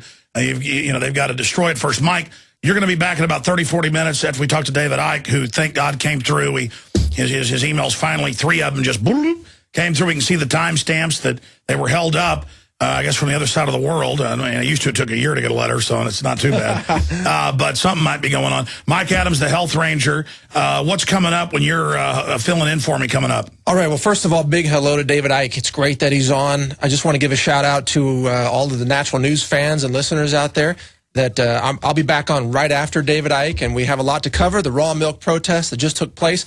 We've got guests calling in from Occupy Oakland, and there was a lot of crazy stuff that went on there in the last day. An attack on Whole Foods, probably provocateur. Whole Foods attack, yeah.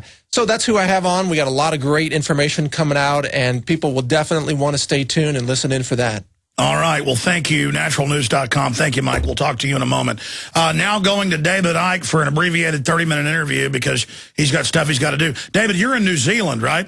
Yes, mate. I arrived literally a few hours ago, so I've not had a lot of sleep. But, it's the last stage of a Australian New Zealand speaking tour, which has been unbelievable. If anyone who wants to have confirmation that the world is waking up, just not parts of the world, they should have been with me in the last 7 weeks. I mean, when you get 2,000 people turning up at one event in a place called the Gold Coast in Australia, you know, given that I've been here a few times and talked to a phone box often before, you know that there's a wake-up going on worldwide. Well, there certainly is. I mean, I'm seeing this wake up worldwide. People who aren't well known or whose faces aren't recognizable kind of feel like they're alone. But when you are a David Icke or a George Norrie or an Alex Jones, you do run into the people. And I'm telling you, David, 10 years ago, maybe 1 out of 15 people I walked by on a street anywhere in the U.S. would stop and talk to me. Now it's every 4 or 5. I can't go out in public now. And I must be wild for you. And it's not, oh, look, we're well-known, we're celebrities. You were a celebrity before you even got involved in this stuff, champion goalie, national TV host, head of the Green Party. But are you not seeing the same thing now, the feedback? And I think it's important for those of us that are recognized to be able to tell the public the dominoes have already fallen. That's why the elite's getting ready to start all these new wars. David, what's happening in Europe with the Vatican calling for world government, global currency, the open call for Israel to attack Iran? It seems like the quickening is upon us. Yes, it is. I mean, there comes a point, I said it years ago, when something's being manipulated covertly into place, that can go on for a while. But there comes a point where the new society that you want to introduce has to break the surface where it can be seen. And that's what we're seeing now, this window of opportunity where it's not sometime over the rainbow anymore. It's not this is coming if. It's here. It's how deeply are we going to allow it to go in, and how much are we going to pull it back from where it's already got. And so we're now seeing the real blatant unfolding and calling for this whole structure of global fascist centralized control that we've been talking about all these years. And I think there's another thing here as well, which I've been aware of, Alex, for a long, long time.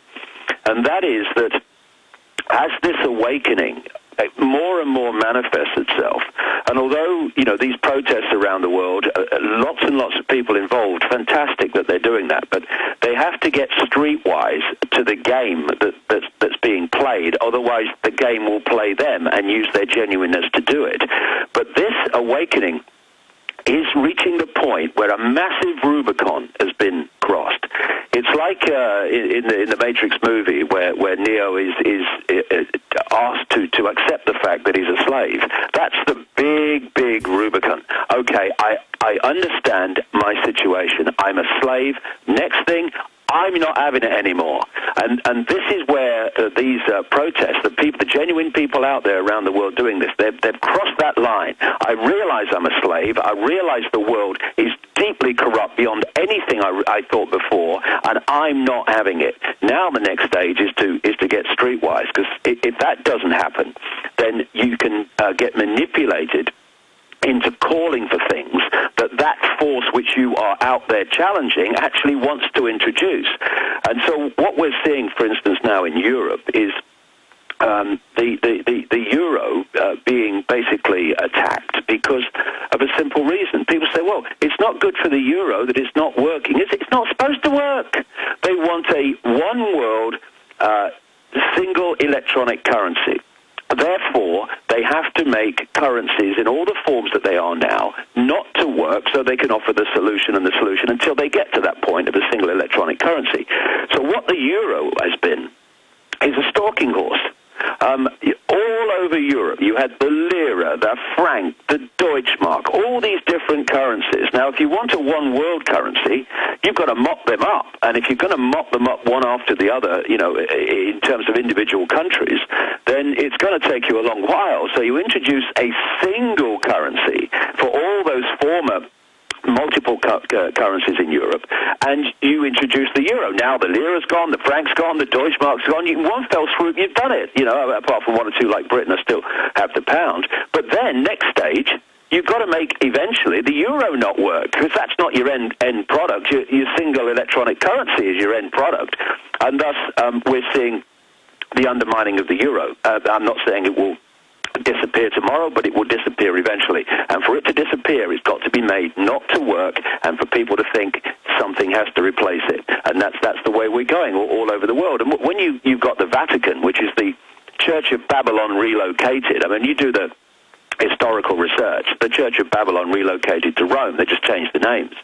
And so it's absolutely in line with the whole plot that a Vatican organization would come out and join George Soros and all these other people calling for a central bank, a world central bank. And this is the big point, Alex, in terms of the protesters, because I've seen some of this over the last few weeks, where people are being manipulated to, some of them anyway, to call for some kind of democratic world authority to take over the banks, democratic control of the banks and all this stuff.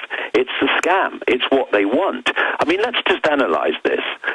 We have got into this mess of the control of the few over the many in a simple process, the constant, incessant centralization of power in all areas of our lives. They gave it a name decades ago, globalization. That's just the agenda unfolding.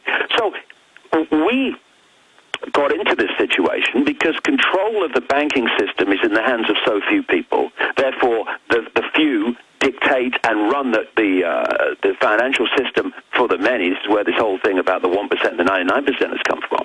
you look at government, centralization of power. In Europe now, because the European Parliament's just a talking shop to give the illusion of any kind of democratic, process in the European Union. It's dictated from Brussels by dark suits that are appointed by the cabal. So now the central few in Europe are dictating to the whole European population that are involved in the European Union. And so we're in this mess now where countries like Greece cannot individually respond to their problems. They have to do it collectively through this centralized organization because they're all members of the same currency, the euro. And where I'm going with this is this. We have got into the situation that has got people onto the streets of the world for the incessant centralization of power. So are we going to say the answer to that is even more centralization of power? Let's take it onto a global level now. Instead of having a European central bank dictating to the economies and currencies of Europe, let's have a world central bank, and then they can do it to every country in the world. It's the other way, surely, we need to go. When the cabal has spent centuries and more incessantly centralizing power in the world, it's because it suits them. It's because the more you centralize power, the more power the few have over the many, and the more you centralize power, the more power you then have to centralize even quicker. This is why the speed of globalization, as it's called, has got quicker and quicker and quicker. So they want to go incessantly towards centralization of power on a global level. Therefore, we the people, surely, want to go the other way, where people in their communities are having a say in the decision-making over their communities, where there's such diversity of power that no central cabal can run a state, never mind a country, never mind a world. This is the way we need to go. And I just say this to the people on the streets in the protest. If anyone comes along, organizations or individuals or whatever, and they're calling for a centralization of power on a global level to solve the problem reaction solution that these people are protesting about, then they're either completely ignorant of the way the game is being played and where the game wants to go, or they are manipulating you on behalf of the game. David, very powerfully said, and that's what the Trilateral Commission said they would do in the 70s, and it's so transparent to those of us that are awake that we see clearly. They always hold you hostage and say, give more centralization to us, and then the crisis only gets worse, and they say, okay, now I've got you deeper in, give us more. Exactly. But these vampires are being exposed. I mean, I'll tell you now, Jesse Ventura is trying to get a hold of you, and a lot of his material he wasn't convinced of, but the deeper he gets into it, he's looking at the fact that they're trying to suppress what you're doing because it could end the whole existing religious order. So I do, when the interview ends, want to try to give you their number so they can hopefully interview you, even if it's for Skype, for the TV show. And in the TV show, I'm not naive like I was 12 years ago and turned the punch bowl, but I play devil's advocate. I say people didn't believe what David Icke had to say before, and some would say that it makes us feel powerless, that it's this off-world power. But, there's a lot of credence to what he has to say, so you need to talk to David Icke. I've been interviewed by him, and I send him to you. So I hope that happens, because that's part of their whole research. I know you're very busy, but I think actually, Alex, I'm going to talk to them later today, which will be good. I listened to an interview you did with Fritz Springmeier the other day, and I see what's happened to Fritz and stuff, and I met Fritz a long time ago, and this stuff that we've been talking about the Satanism, the worshipping of the gods, the blood drinking, and all that stuff. Did you know they've confirmed in Canada? I'm going to just interrupt you. This is in like the Globe and Mail and Toronto Star, that at these reservations, over half the kids were being killed. And now they have witnesses that say the Queen of England 30 years ago was there and took 10 kids with her. I mean, this is in the Canadian news. This is crazy. I'm sorry, go ahead. I saw that, Alex, and of course, at least a number of the witnesses that are dead. That they saw him are no longer alive. I mean, it's funny. I've been in Australia, and I offered the Queen a ticket, but she didn't turn up because she was out here at the same time, right? But you were getting into Satanism, and I interrupted you. Yeah, she was having a walkabout in Melbourne when I was there. It was hilarious, really. But and you see people bowing to them, and there was this controversy and scandal that the Prime Minister of Australia didn't curtsy when she met the Queen. I mean, it's unbelievable the level of childishness that some people in this world are involved in. But the thing about Satanism, it's a wider point, Alex, really, and I completely understand it. And this is why the challenge now for people who are waking up to, hey, the world's not like I thought it was. It is a real challenge to way open the mind. It's like Socrates in ancient Greece is supposed to have said, wisdom is knowing how little we know. Well, it's not that you believe everything, you don't, but you don't dismiss things by reflex action just because they're so different, because this is the point. The difference between the world that we're sold through our lives, through the media and the education system and all the rest of it, the world as it works and what's going on, and the powers that are deciding things, is so unbelievable, breathtakingly, staggeringly different to the world that's really going on in the shadows and what's going on in the shadows, that chasm is a real challenge for people to leap, to think from their perspective of a lifetime about this is how the world works, this is how I've always understood it, to leap into what's actually going on. Yeah, we're investigating that chasm. Yeah, it is. It's a major challenge, but we need to do it because the rabbit hole is very, very deep. And the deeper you go in the rabbit hole, not only do you understand so much more, what it's like is when we're looking at the banking scams and the political scams and the engineered wars and all these things that need to be exposed, and we're all doing our best to do it, symbolically, we're actually looking at a movie when it's hit the screen. When you go deeper in the rabbit hole and deeper in the rabbit hole, you get closer and closer to the projector that's projecting onto that screen. In other words, all the stuff in the background that manifests plays out as men in dark suits manipulating the banking system and orchestrating 9/11 and all that stuff, and the people in the military doing that, and intelligence. And so you get closer and closer, not only to understanding the real force behind the world that we experience every day, but also the answers to it, how to unravel it, because that's where the answers lie as well. And these people have been involved in satanic ritual, these bloodlines, right back to the ancient world for a long time because of the way humanity in general had its attitudes at that time. They did it openly. They did, open sacrifices to the gods. And by the way, this is an important point, they sacrificed young virgins to the gods. What's young virgins code for? Children. And there's a reason for this, that the children's energy changes at puberty. I mean, we see a hormonal change at puberty, but actually it's an energetic change which manifests through as a hormonal change. These people want that child's energy before that change takes place that we call puberty, when they move in towards... They want the purity, they want the innocence, and I want to raise this to you. That's why I'm glad you're here, David. I want to go over this point with you.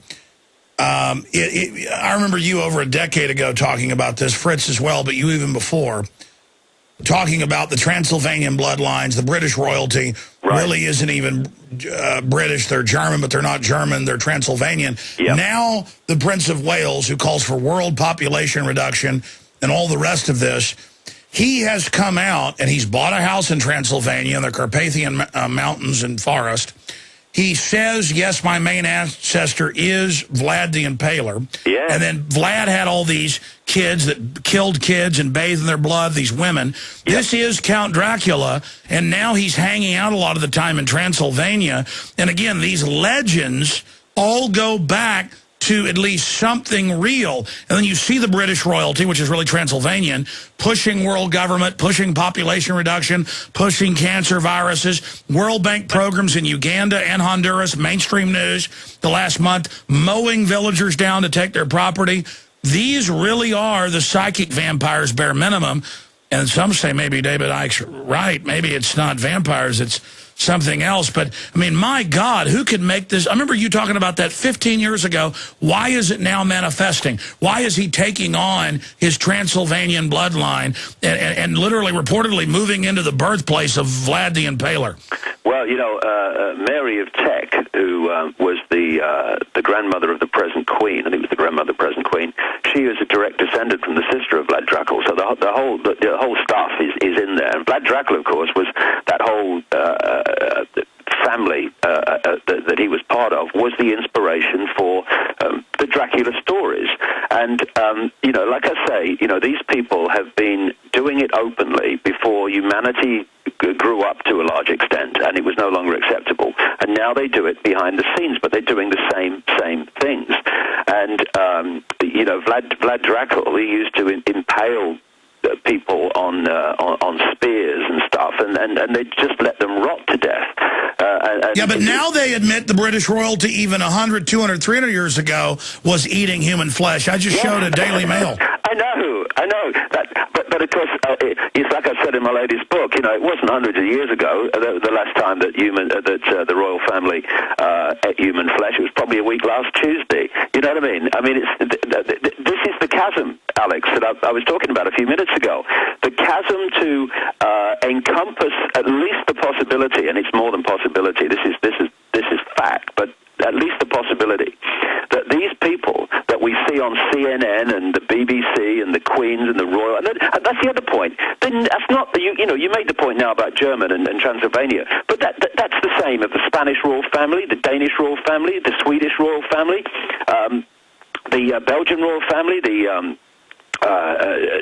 Norwegian royal family. When you look at them, they're like branches of the same bloodline network, and thus they are like chief executive officers placed into countries to run the show on behalf of the cabal.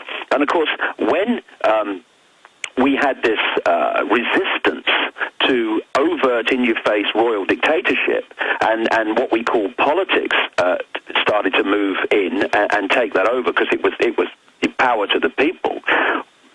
Some of these bloodlines stayed in overt royal situations, like the British royal family and etc. and those others. But a lot of the other royal bloodlines that still are perceived as royal because they have a particular genetics, they went into the dark soup professions. They went into run the banks and run the politics, run the transnational corporations. And so this bloodline, which it's like the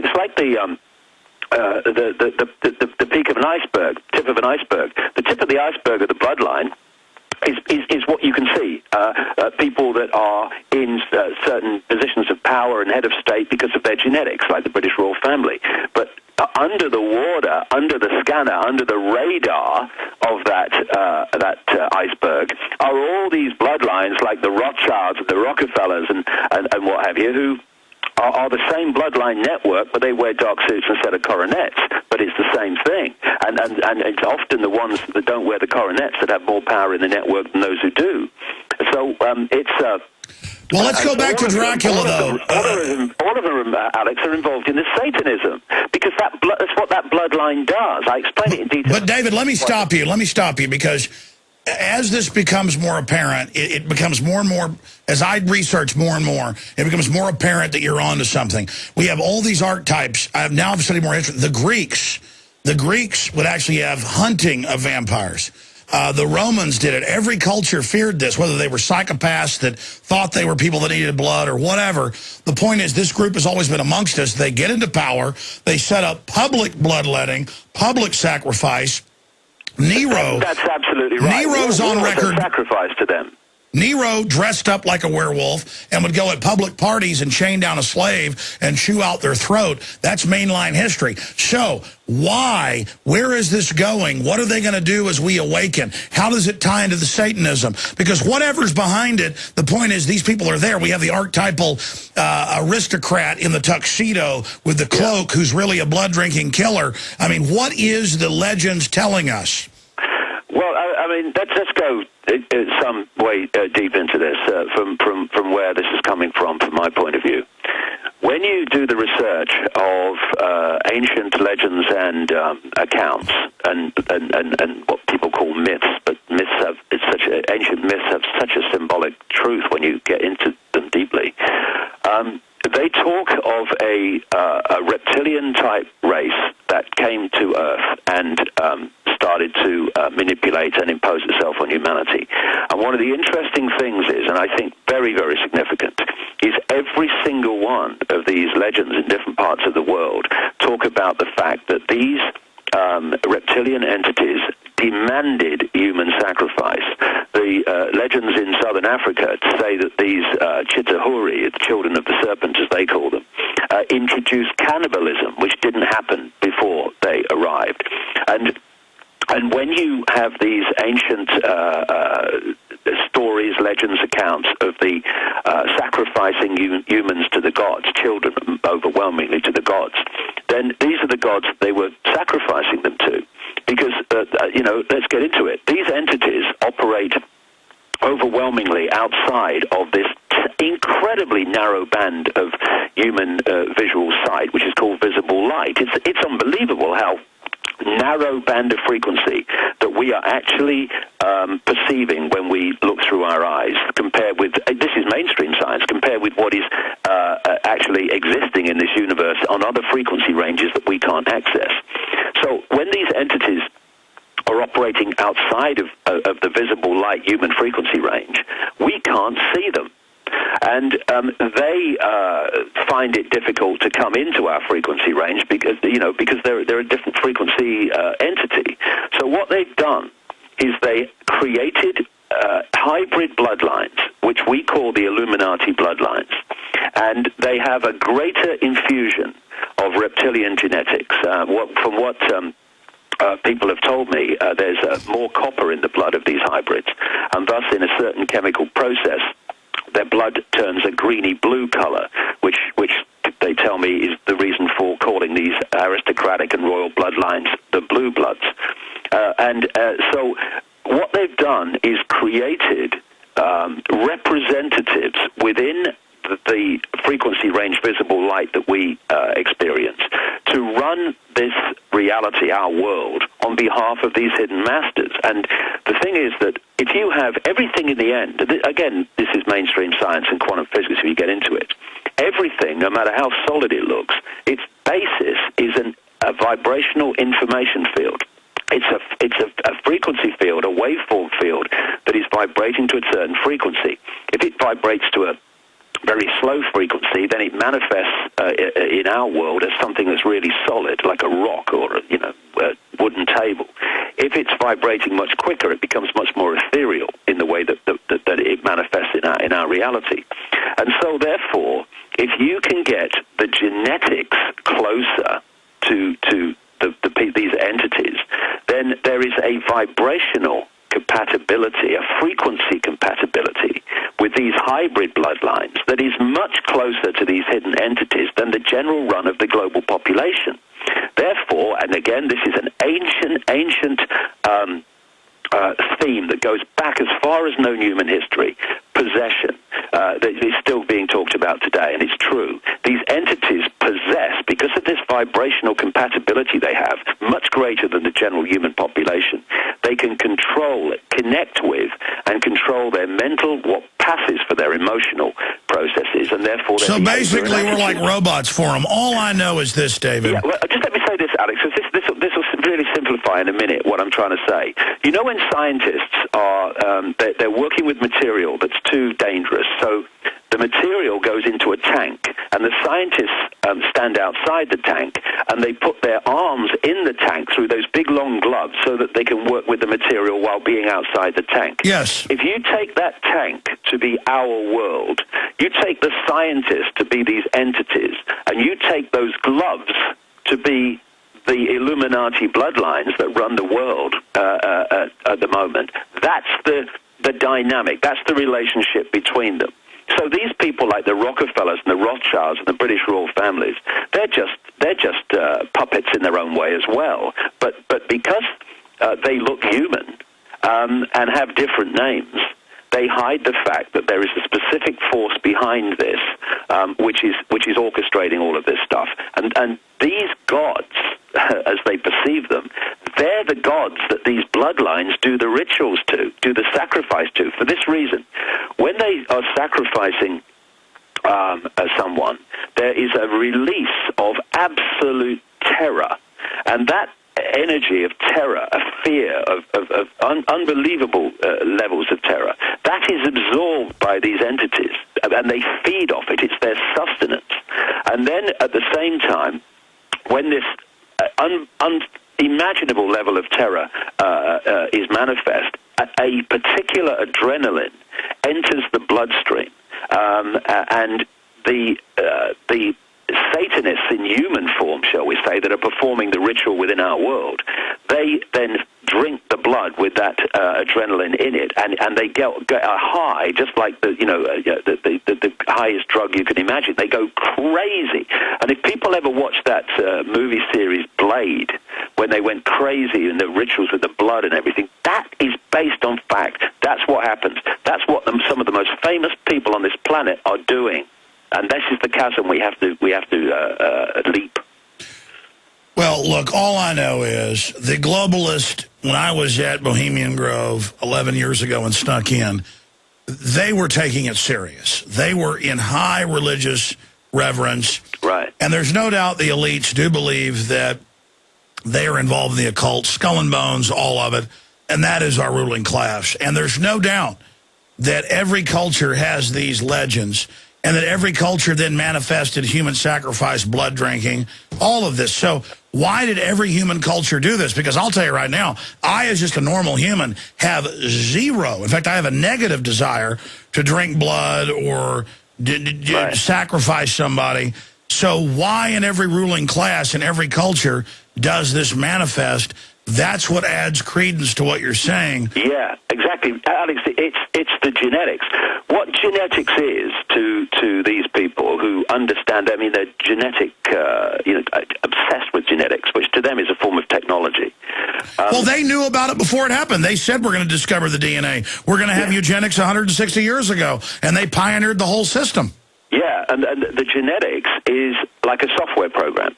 And the software program in these hybrid bloodlines includes a desire to do all the things that the vast majority of the rest of the population would find, beyond belief that anyone could do it, like blood drinking sacrifice. It's in the genetics. It's like a software program playing through them. And therefore, I've said so many times over the last 21 years since I started going into all this, if people perceive what these bloodlines would do on the basis of what they themselves would or would not do, you've completely lost the plot.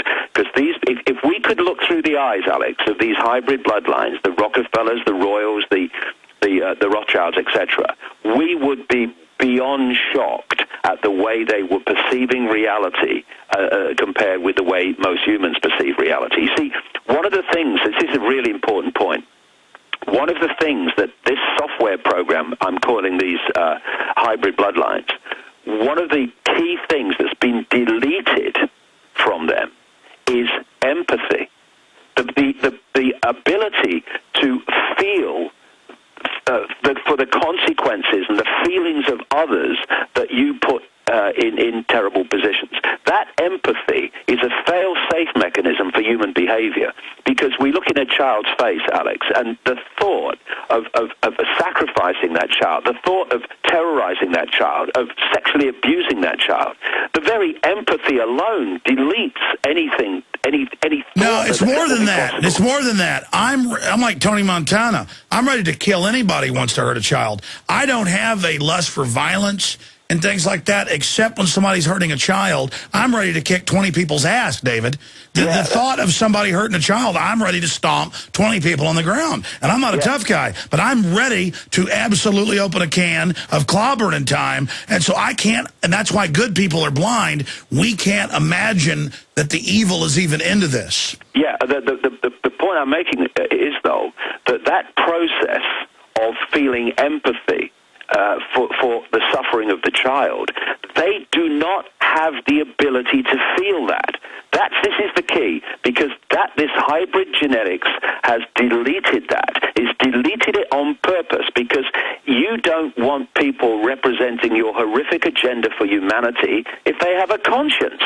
The last thing that you want, because that's going to make it much more difficult to get those people to do So in what your you want. research, I would have zero of this hybrid stuff if I feel absolutely violent towards anybody who wants to hurt a child. Well, no, what I would say is, you know, if you have a feeling that you can hurt people, and anybody, I'm not talking about you, I'm talking about in general, hurt people, and not have any feelings for the what they are suffering, what they are feeling as the result of your actions, well, that is a lack of empathy. And this is why pepper bombing Baghdad, pepper bombing Libya, Tripoli, Sirte, full of civilians, killing 2,000 people on 9/11. For the rest of us, the feeling of empathy with their suffering, with their trauma, with it's their overwhelming. horror, it's torture. With the parents and the loved ones of people on 9/11, that alone would stop us even thinking or dreaming about doing it. You delete that, Alex, there are no limits, there are no buffer stops on behavior, and because there are no emotional Well, let me expand on that, though. Have you seen the little 3-year-old girl with the whole lower mandible blown off with the tongue hanging out, screaming in panic and pain? For us, that's torture, but you're saying for the Illuminati, that's music. Look, Alex. Let's look at this again in a very simple way. If you are capable, without empathy, without feeling, to sacrifice a child and go through the ritual that builds up and builds up and builds up to it, building systematically the terror in that child, are you going to give a damn about a child blown apart by a NATO bomb? No, you're going to think it's great. You're going to think it's fun. In so many ways, mate, that little 12-second clip of Hillary Clinton glorifying in the death of Gaddafi that's been going around the internet, that absolutely, in a very, very encapsulated 12-second way, very mild compared with what they do in the shadows. We came, we saw, we died. Encapsulated these people's attitude to the human population. Yeah, we came, we saw, he died. And the reporter giggles with demonic pleasure. Hillary, and the word is, they had agreed to have him surrender. Hillary was the sign. She landed. They set him up. He came out in a white flag, and they killed him. Yeah, absolutely. And until we breach this chasm and realize what we're really dealing with, a level of what people call evil. I mean, that's even a word that doesn't describe it. A level of darkness of beyond our imagination to comprehend where the depths that they're coming from. That is the power that is running NATO, that is running governments, that is running the banking system. This is why, let's look at this again, this is why they'll crash the banking system to get a massive problem to which they can advance their agenda with a solution. Look at the people in tent cities across America. I could bloody cry when I see it. And decent people with their families who are out of work and can't pay their mortgage because of the banks who then come across and take their house away. And they can do that. They can look at the television every night and see this stuff and go on the internet, and they can see the suffering of vast numbers of people in Greece, in America, and all over the world. They can see the unbelievable suffering in what's become the third world, where they make their products for cents on a dollar in starvation wages in sweatshops, and then ship them across the world and charge as much as they can get for them. They can do that. They can do all of that. This is the mentality that's behind it. The same mentality that can sacrifice a child will have no problem doing that to vast numbers of people. Well, David, it's more than that. And this is why I want to close with you in the last 5-6 minutes we have left. The genetic engineering, the UN releasing mosquitoes that forcibly inoculate us, Bill Gates making jokes about killing grandma to create 10 jobs, the reduction in fertility, the autism exploding, this culture of death. I want David Icke to tell us now, whatever these psychopaths are, they might as well be blood-drinking whatevers. I mean, they're psycho demons, whatever they are, who don't have empathy. and who don't have a soul and who are my eternal enemy. What is their end game? You say they're running out of time, but if they had their way, what are we facing? What's coming up, this great challenge? What do they want to set up in this world? Because no doubt the awakening's happening. They're coming in both feet down, trying to keep us down. David Icke, what are we about to see? What is their end game? And how does the battle end? How does it unravel? Sum it up. Well, just very quickly to start with, you mentioned there the obsession with death. We think about radio stations. If you're broadcasting on Radio 1, you're not going to connect with Radio 2. It's on a different frequency. If you therefore are going to absorb energy, which is your sustenance, then you've got to get that energy on the frequency of Radio 1, your frequency. And the frequency of these people, by their very, very nature, because our frequency is dictated by our attitudes and everything, is low vibrational. It's the same frequency range as low vibrational human emotion. So the more the fear, anxiety, frustration, but anything that's surrounding death and destruction is generating the very energy from humanity that you are taking your sustenance from. This is why they're obsessed with death and everything to do with death. To them, you see, when you pepper bomb Tripoli, you're creating a vast explosion by what you do to those people and decent people. Sure, it's blood in the water, so they're trying to create death and destruction. Because that creates the very energy that they absorb. Love, appreciation, kindness, peace. These are energy frequencies that they can't access. This is why they don't want that in the world. Well, that's why the television is designed to lower the overall brainwave. Exactly, and the movies and all that stuff. But in terms of the end game, what they are looking for is a vastly reduced global population, vastly reduced, and that would be beyond what we perceive as slaves now. They would eventually be manipulated specifically. This was in Brave New World, Aldous Huxley, specifically bred to be slaves, to have enough intelligence to serve as a slave, but nothing like enough intelligence to realize that they're slaves in their situation. So they would just do it without question. They want a network of mind control, constant mind control, which they're now starting to bring in through these smart grids and these light bulbs, these so-called energy-saving light bulbs. What they are, actually, it sounds crazy, but it's not. They are transmitters of information.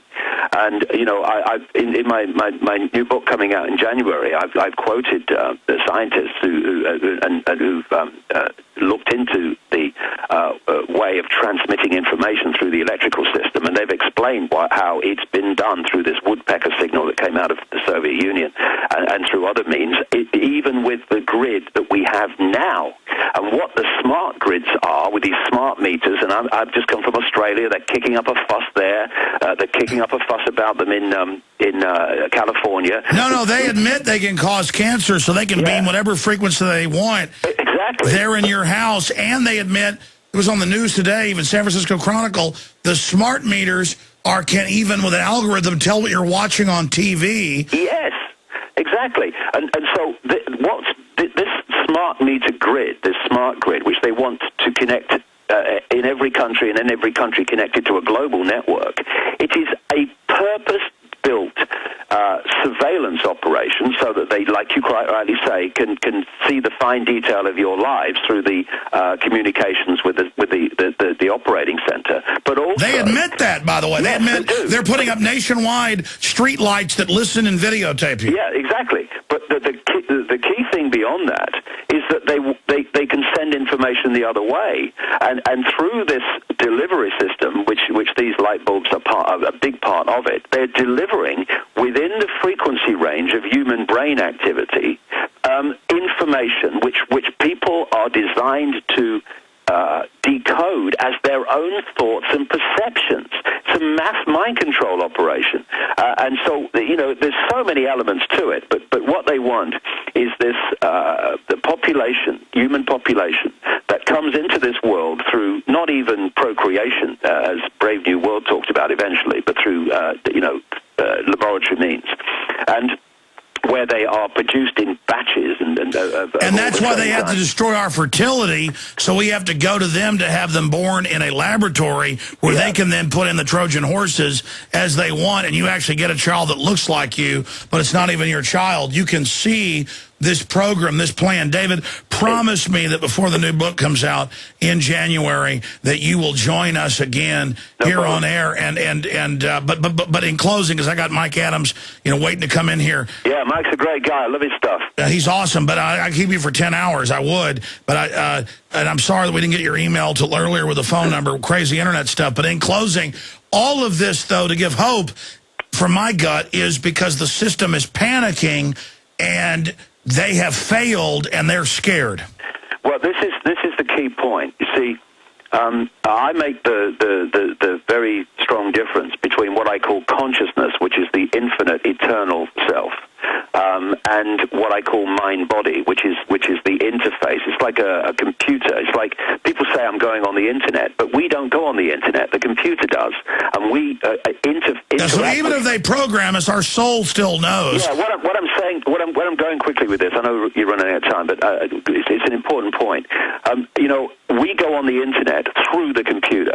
Now, what if the computer started becoming detached from us sitting at the keyboard, and we were smacking the mouse and smacking the keyboard and nothing was happening, and now the computer is deciding where it's going on the internet and what he thinks of it?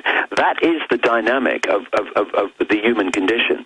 The system is structured to pull us into five-sense reality only, and then program through eyes and ears information, which they control, our perception of reality. What is happening now, is that people are opening their minds and letting consciousness in to that perception process. And when they do, they can see things suddenly. Why didn't I see it before? It's so obvious. Well, because you're looking at the world from another level of consciousness now. This is what's happening. This is what they're terrified of, because they know if enough people do this, game over. Because they can only control us through body-mind. They can't control us through consciousness. And therefore, the more people that awaken, and my goodness, the exponential curve now is extraordinary, the more this system loses its grip on human perception. And it loses its grip on human perception, it loses its grip on human enslavement. Well, that was my final question, is that the more they attack us, the more we resist. All I see is an awakening. And I see the system... It's incredible. The number of the people... I mean, you'll know this, Alex. I mean, people listening to this program will know this. How people now, who you'd have said, never them, never her, never him, never. And they're now going, hold on a second, this has started to make sense. And you're going, not you. I mean, people are now awakening who, a very short time ago, mate, would have laughed this stuff in the face. And that's the level of transformation that's now going. And we've seen nothing yet. But, of course, as this happens, the cornered rat is going to throw everything at us to try to hold on to its power. And there's going to be a lot of challenges, and it's going to be a lot of upheaval, and it's going to create as much chaos as it can so that we get pulled in the five senses of fear and anxiety and, oh, my God. But it's not got the power to ultimately prevail. It's not. But it can cause a lot of problems for us, as it already is. And that's what the new war is about. That's what it's all about. Yeah. What's the name of the new book coming out? Remember Who You Are. And it's a multiple. It's not just about that one, thing that comes to mind when you say that. It's a massive tapestry of information. But remember who you are. Yeah, you're not Ethel Jones. You're not Charlie Smith. You're not your job. You're not your income bracket. You're not your color or your race. That's what you're experiencing. You are consciousness, all-powerful, infinite, eternal consciousness. All that is, can be, and ever will be. And when we move to that perception of self, to that self-identity, suddenly, power's little me, I just work down the store, forget it. That's an experience. It's not who you are. And this recognition of our true self and our true power is what's going to bring this house of cards down. Because the house of cards is held together by us believing the illusion that we're only little me. You know, David, not only is the public on fire, the general population waking up, I don't think in probably 50 interviews, just a guesstimation, I've ever heard you this energized In fact, it's painful to even end this interview with you now because I can't imagine what else you have to say. You sound like you are on fire right now. Oh, yeah, I am. I'm energized. You know what it's like? You know when you bang your head against a wall and you get a headache and then suddenly the wall starts to crumble, you think, hey, I'll bang it some more now. And to see the light go on in so many people, I mean, the 2,000 people turning up in just one part of Australia, which has a population of only 22 million. I mean, there were 6 other events as well as that, and we're moving. And I'm just coming into America. I'm talking in Cleveland, Ohio, next Saturday, and then New York the Saturday after that, Sunday after that. And I'm looking forward to going to the Wall Street protest and seeing what's really going on there. Wait a minute. You're in the U.S.? Well, let us during the main show. Let me put you on hold right now. I know Ventura's people want to call you right now about getting you on the show. They're listening right now. They're about to call your hotel room there on the other side of the planet in New Zealand. But what about Jaron emailing you, and so we can really have a full discussion? This quickening is accelerating. How about you come on when you're here in the U.S.? Yeah, no problem. Do they go to davidike.com to find tickets and all that? Yeah.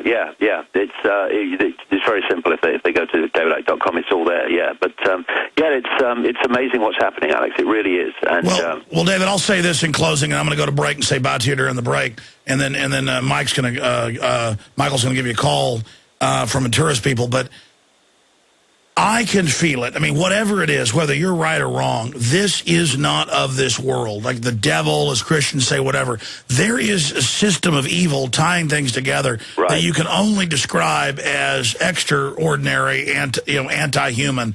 And whatever it is, some group consciousness of the psychopaths together, whatever it is, it's got to be met. And I can feel the victory coming. Few of us are well known and actually can be recognized. The general public feels like they're alone. That's the point I made at the start of this interview, is that you're known, I'm known, a few others are known. We see how many people are awake. I want folks to take heart and realize the numbers of awake people is swelling, and as you said, the cornered rat is going to strike.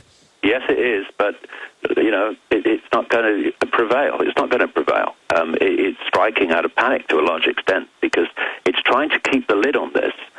It's no accident that at the same time that this awakening is happening, it's the same time that they're throwing everything they can at us. It's because they're trying to keep the lid on this, and they can't, and therefore they better get used to it. Well, all I can say is excellent job with everything you're doing, David, davidike.com. Again, where all are you speaking in the U.S.? Cleveland, Ohio, in a week Saturday, and then New York the following Sunday. I need to get out to one of those events. David, I still have never met you in person. I know. Come to New York, mate. I guess I can let the TSA grab me. You know what? Is that not slave training for these serpents to put their hands on us? Oh yeah. I mean, all this stuff of the rub down for children and stuff. It's preparing children to find that totally acceptable. I've mentioned in the new book, efforts, and I'm sure you've come across them, efforts to make pedophilia and sex with children acceptable and a normal part of stuff. And what we're seeing with the so-called human rights, UN human rights of the child and all that stuff, some of it sounds good on the surface, but it's all part of a massive tapestry of removing power of the parents over the lives of the child, and so giving it to the state under the illusion of giving it to the child. This is why, these horrendous bloody vaccines that they're doing for girls and offering it getting it for boys now, that some states are, or some authorities are saying that the girl must have the right to decide if they have it, not the parents. So it's all part of this eroding of parental influence over their children, because the state wants the kids. And Brave New World, Aldous Huxley, it's all in there. Well, David Icke, we're going to go to this little promo for the money bomb we're doing right now, and I'll say bye to you during this break. Okay. And then we're going to come back with Mike Adams for the next 2 hours with a bunch of guests fighting against those that wish to take people's access to raw milk. But again, the system is scared. I mean, you agree with that, David? What's the time frame until it's clear that these creatures are being routed? Yeah, the greatest fear is that their source of sustenance and source of slavery will be lost, and that manifests out in so many different ways. It's fear. All right, I'm going to talk to you during the break. I want to set you up right now because I want to do a whole other interview. You're on fire. David Icke, Mike Adams coming up with breaking news, Gerald Celente, and more. Stay with us.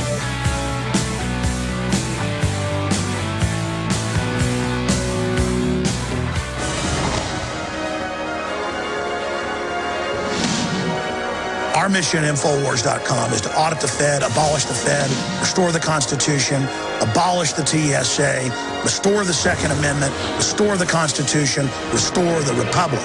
And if you believe in those goals,